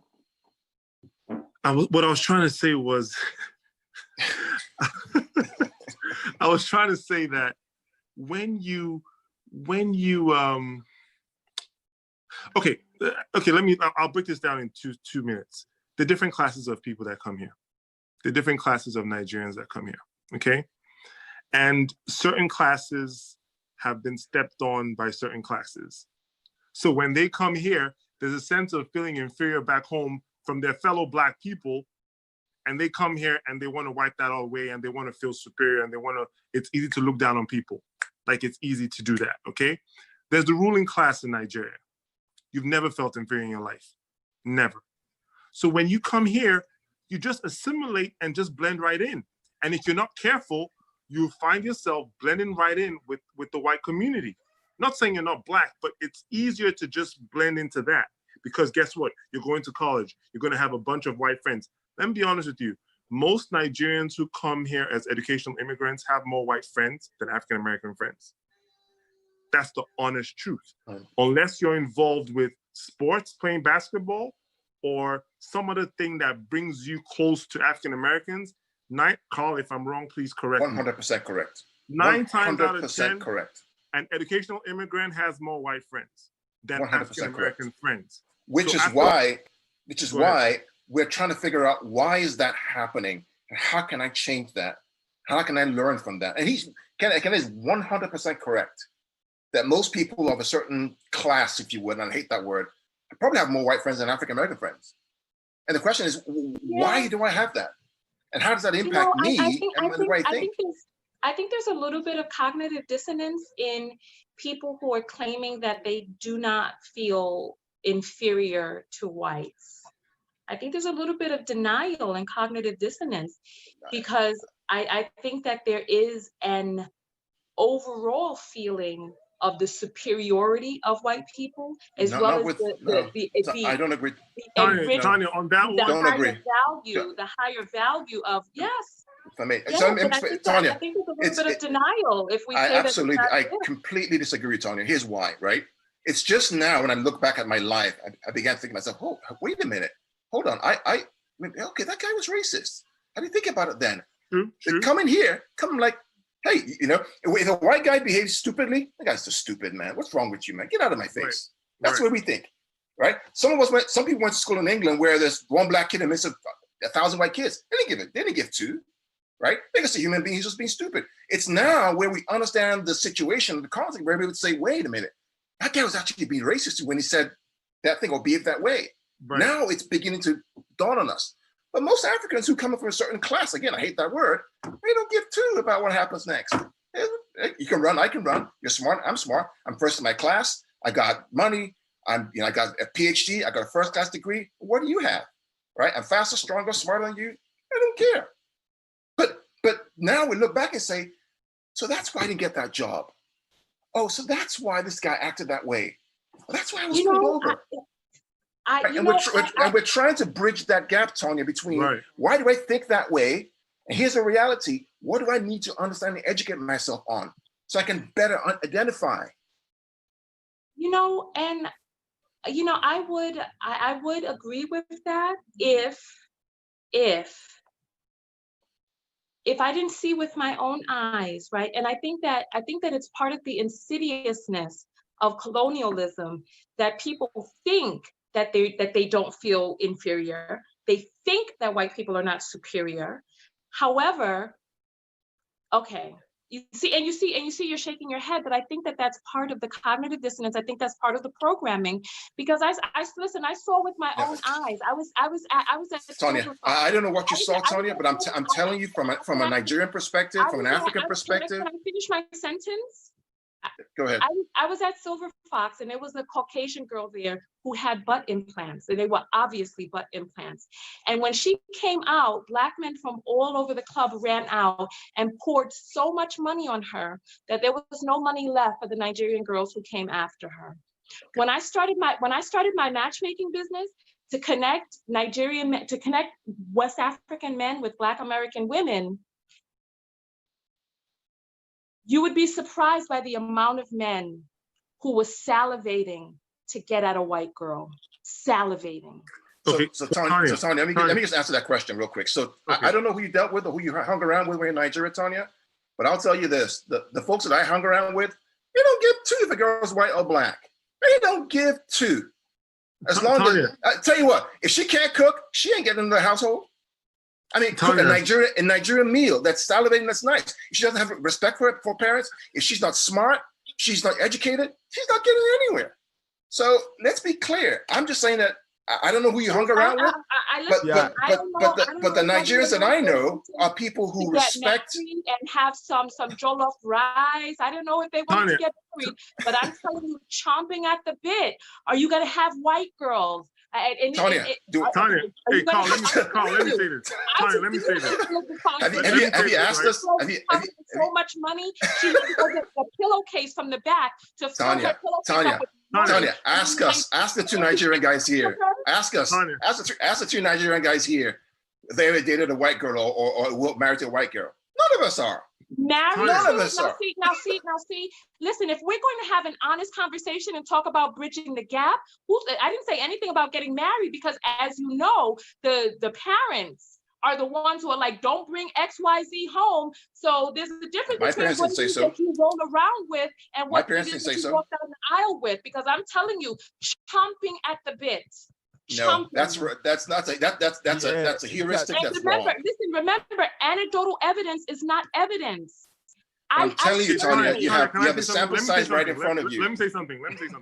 And Tanya, I know where the disconnect is. Okay, Carl and I kind of understand Nigerian classism. We understand it. Okay, and if you've not grown up in that system, everybody looks the same to you, and then you kind of lump all Nigerians in the same bucket. And honestly, that's not so we know how to separate. I can tell you the kind of people who were salivating over white girls, but I can tell you the kind of people they were. It's not going to be anybody. Yeah, and so see, this is where we get to what it is that I was saying. So if you're going to have a group of people who are of like mind and then try to base the view of a mass from, because when I went and I surveyed different people. I did my research for months. And I'm telling you, salivating for the chance to get at a person with non-melanated skin. I don't know. I don't know who you hung around with, man. But I'll tell you. Next time I tell you what. People that I hung around. These were not my friends. These were not people that I had anything in common with. These were people that I surveyed, random samples of people. Okay, I'll tell you what. I'll tell you what, Tanya. We will in a circle, and then you see, don't minimize my research by being like, I don't know who you hung around, because this wasn't who I hung around. Tanya, next time, I tell you what I'll do. Right, I will introduce you to people who salivate over beautiful Black women like yourself, who are absolutely magical, who have glowing skin, beautiful eyes, right? Who don't care? You know what? Yes, who don't care about somebody who's white. Listen, right? I understand what it is that you're saying. I'm beautiful, yes. Yeah. And if there's a person who's going to want to take somebody home to mama, of course they're going to want to bring a melanated person home. But when they want a taste of that white meat, salivating. Oh my God. Salivating. I don't know what you're talking about. So guys.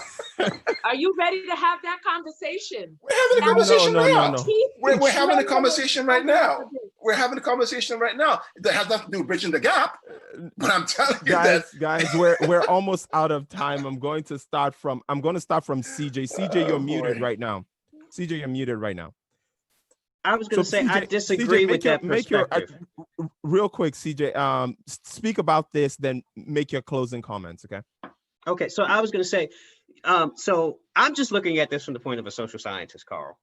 You're saying that, I don't know who you hung around, and I don't know this, and I don't know that. Thank you. From a social scientist standpoint, just strictly looking at it from my education and training, I can't dismiss what she's observed. I have to address her where she is in order to make progress. Because I see the look on your face. You have to, and even, I'm not even Jesus said this, you have to meet people where they are. I'm not dismissing it, CJ. Pull them forward. But see, when we're sitting on, you dismissed me. But see, unmute me, please, I'm gonna say this. I did dismiss you. Appearances can be deceiving. Like, you all are sitting on here, she's making her comment, and there's laughter, there's chuckling, there's snickering. So it's being perceived, and I'm just saying on my end, I'm looking at it as it's being perceived as, take this nonsense somewhere else. No. CJ, not at all. No. CJ, that is CJ. Hold on, Tanya. Let me Let CJ, okay, I'm very respectful of Tanya. I'm a big fan of Tanya. I prayed that she would come here, and she did. Okay, so I'm not being dismissive. It's just that Tanya It wasn't you who dismissed me. okay, I know. Tanya, no, Tanya, hey, Mike, we'll let deal with Carl. let me bring some clarity. Let me bring some Tanya. Hold on, can I hold on 1 second? Let me just finish this.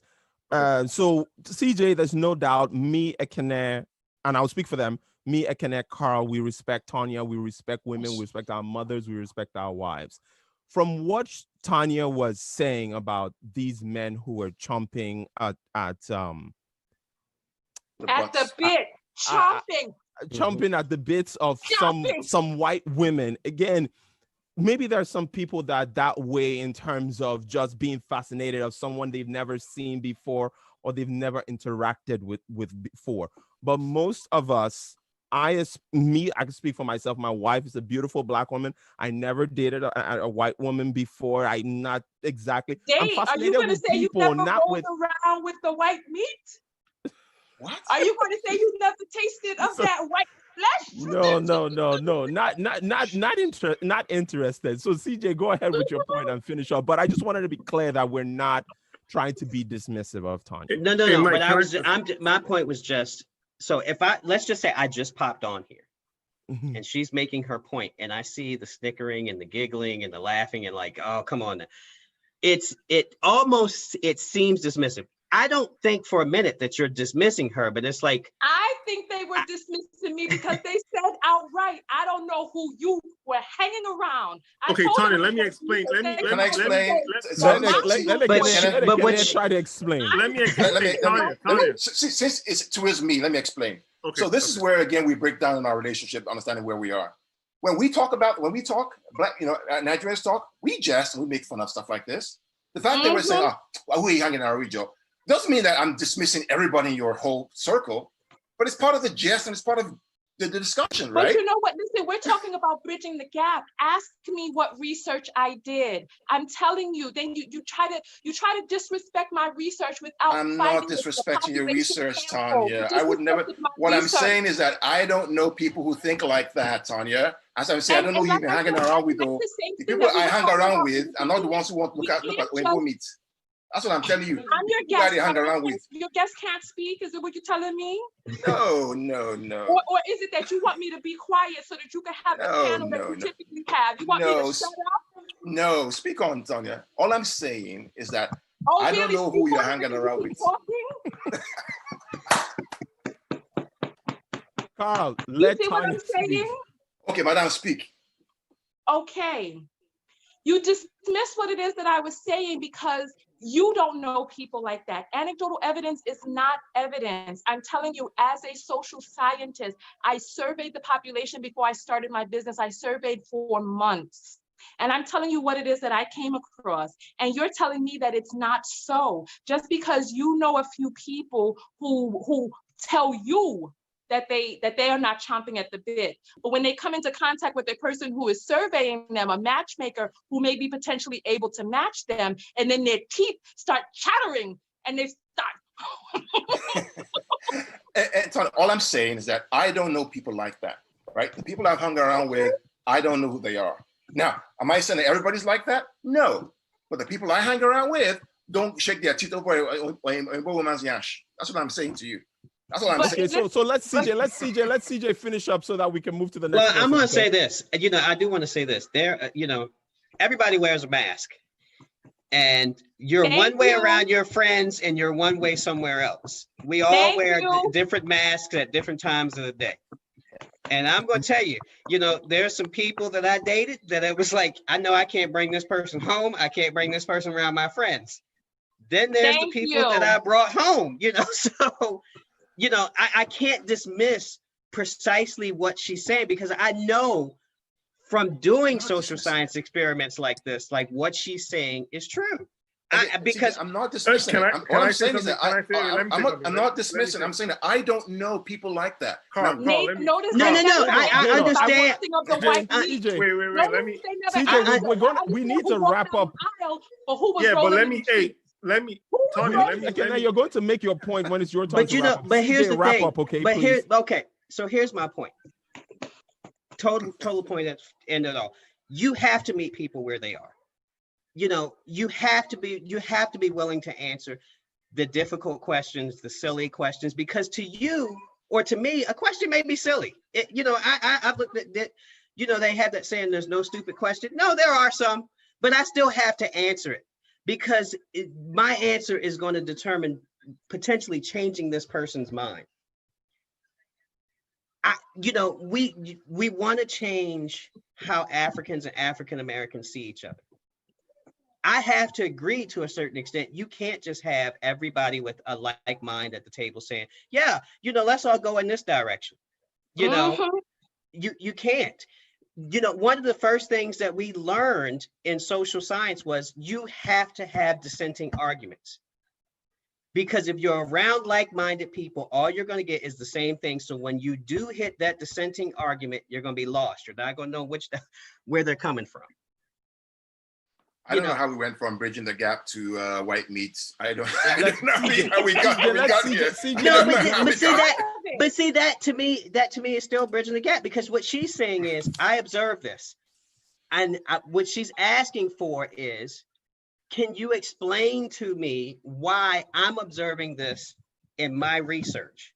That's what she's looking for. And what's the sample size? What's the sample size? And what's the population that was looked at? Maybe. But see, those were not questions that were asked. Exactly. That was not asked. But my answer was from my population, my last point for me. From my population, I haven't observed that. So now she has an opinion. I have an opinion, which is right. We don't know. Let Ekene go and then wrap up, Ekene. Yeah. Okay. So Tanya, let me explain. First of all, Carl was not being dismissive. He was just, it's a way of expression. He wasn't being dismissive to your research. But let me say this. He called my research people that I was hanging around. Okay, I apologize. But let me explain what I'm saying, right? What I'm saying is, you have to, we couldn't get into this today, but what you also have to hear that wasn't the topic is Nigerian classism. And what Carl was trying to say was, amongst his class, that would never happen. And what he was also trying to, what that then shows is, that is the class that will come here and never feel inferior to a white person. And the point I'm trying to make is, there are classes of Nigerians that will feel inferior to a white person and will come here, and to deal with that inferiority, want to be superior to an African American. Whereas there's another class of Nigerians who will come here and just be nonchalant to the plight of an African American because they cannot relate to it. Those are the Nigerians who will come here and have more white friends. So the point I was trying to make, my points today, what I really felt strongly about was, regardless of how you come here, the fact that you come here on a plane, we need to recognize that our brothers who came here on a boat, we are one with them. We cannot separate ourselves from them to feel superior to them, because the opportunities we have to rise in this country is because of what they did. 100%. That's it. All right, Carl. Thank you, Kenneth. Yeah, I mean, there's not more to add to that. That's exactly the whole point of this, right? And in my quest to understand that, I've come to a place where I can say to myself, I now understand the struggles they've been through for 400 years. I identify with it. I feel it. I didn't feel it before. Now I feel it. Now I understand it. Now it's my responsibility to make sure my kids also have that mindset, and they're not separate, but they're also part of the struggle. That's the whole point. And that was the shift. That was the shift, Carl. We feel it now. We feel it. Not just knowing it. We feel it. If Nigerians did not feel inferior to the colonial masters, why did they become masters? Why did they let them stay? Why are there more Nigerian Christians than one can imagine? Why are people still touting the colonizers' religion? If people did not feel inferior, if people did not feel that these people were superior, I mean, even just sitting down and imagining God as a white person, what does that do to a human being? So it's like when we say that we don't. Who said God is white? Who says God is white? Not true, Carl, but there's a lot of people who hang in Africa, all over the world, who hang, Black people who hang a picture of some white guy Yeah, as yeah. Jesus. So that's what she's Exactly. referring to, Agreed. not you. Because Go ahead, because the Tanya. colonizers is there any colonizer that came over bringing a picture of a Black Jesus? And what's our responsibility to get to the truth? Education. Education. It's still the religion that the colonizers brought. Education. It's education. Still goes back to education. So, and we, I mean, we don't want to talk about it here. We can open up the same religion, if you would, and show you aspects of it that tell you who he was and what he was. It's education. So, yeah, that's another discussion for another time. Okay, Tanya, please go ahead. Your last words, conclude, wrap up.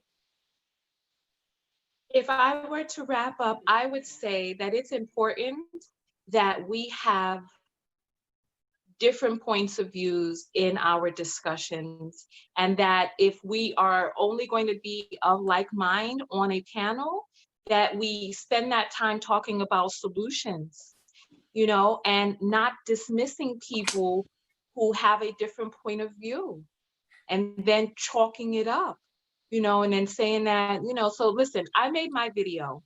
And in my video, I talked about the different types of trauma that exist between that Africans have in their country and that Americans have in ours.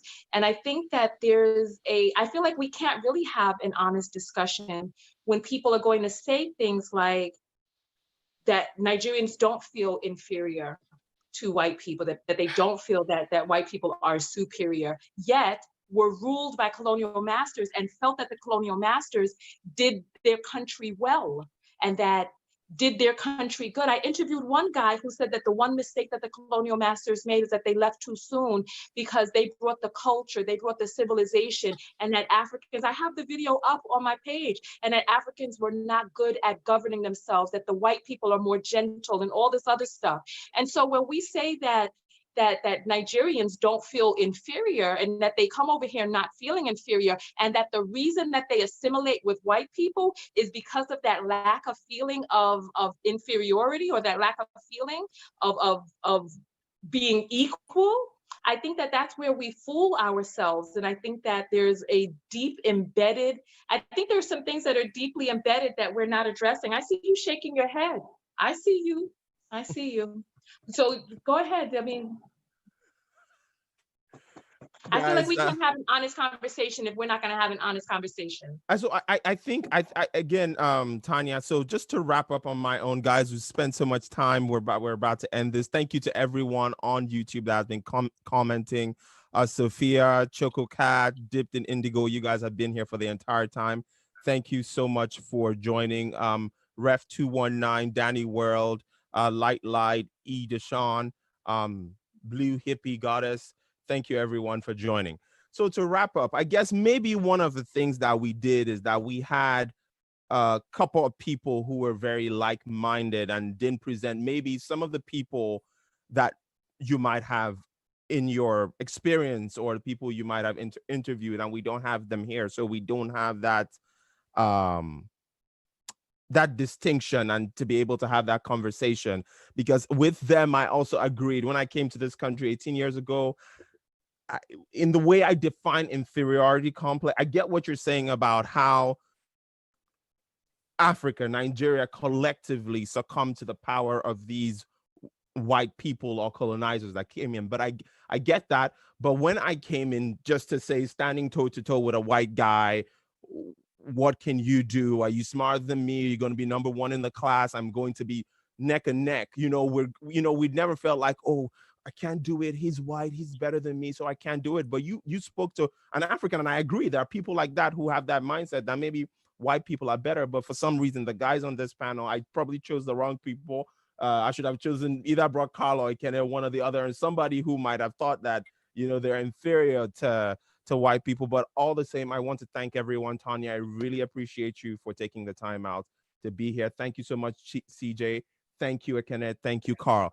And to everyone watching online, I know that Tonya might not exactly agree, but I think that the more African migrants who come to America are able to understand the African American experience, appreciate what the ancestors did for us, the fight, the struggle, the blood, and understand what the effect of systemic racism has done to affect the African community in America, and us trying our best to understand and speak up when things are going on in this country, and vote in a certain way, and donate to organizations that have power to change policy, to affect policy, to get certain leaders in certain places, focus on our local elections, to vote in the right people, understanding what goes on in the prison system and all these other things, the better off we can be. I know it's a long, after this conversation, I think that my timeline of how it'll take Black people to unite has been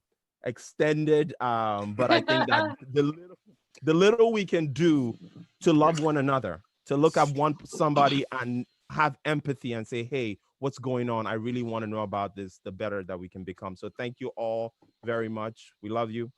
Until next time, thank you very much. Bye. Thank you for watching. Make sure that you thumbs up the video, make sure that you subscribe, and hit the bell notifications to be notified of new videos. Leave a comment below, share the video, and come over to TonyaTKO.com to subscribe to my personal mailing list and drop me a message of a viral story that you'd like for me to cover. See you on the other side. Peace.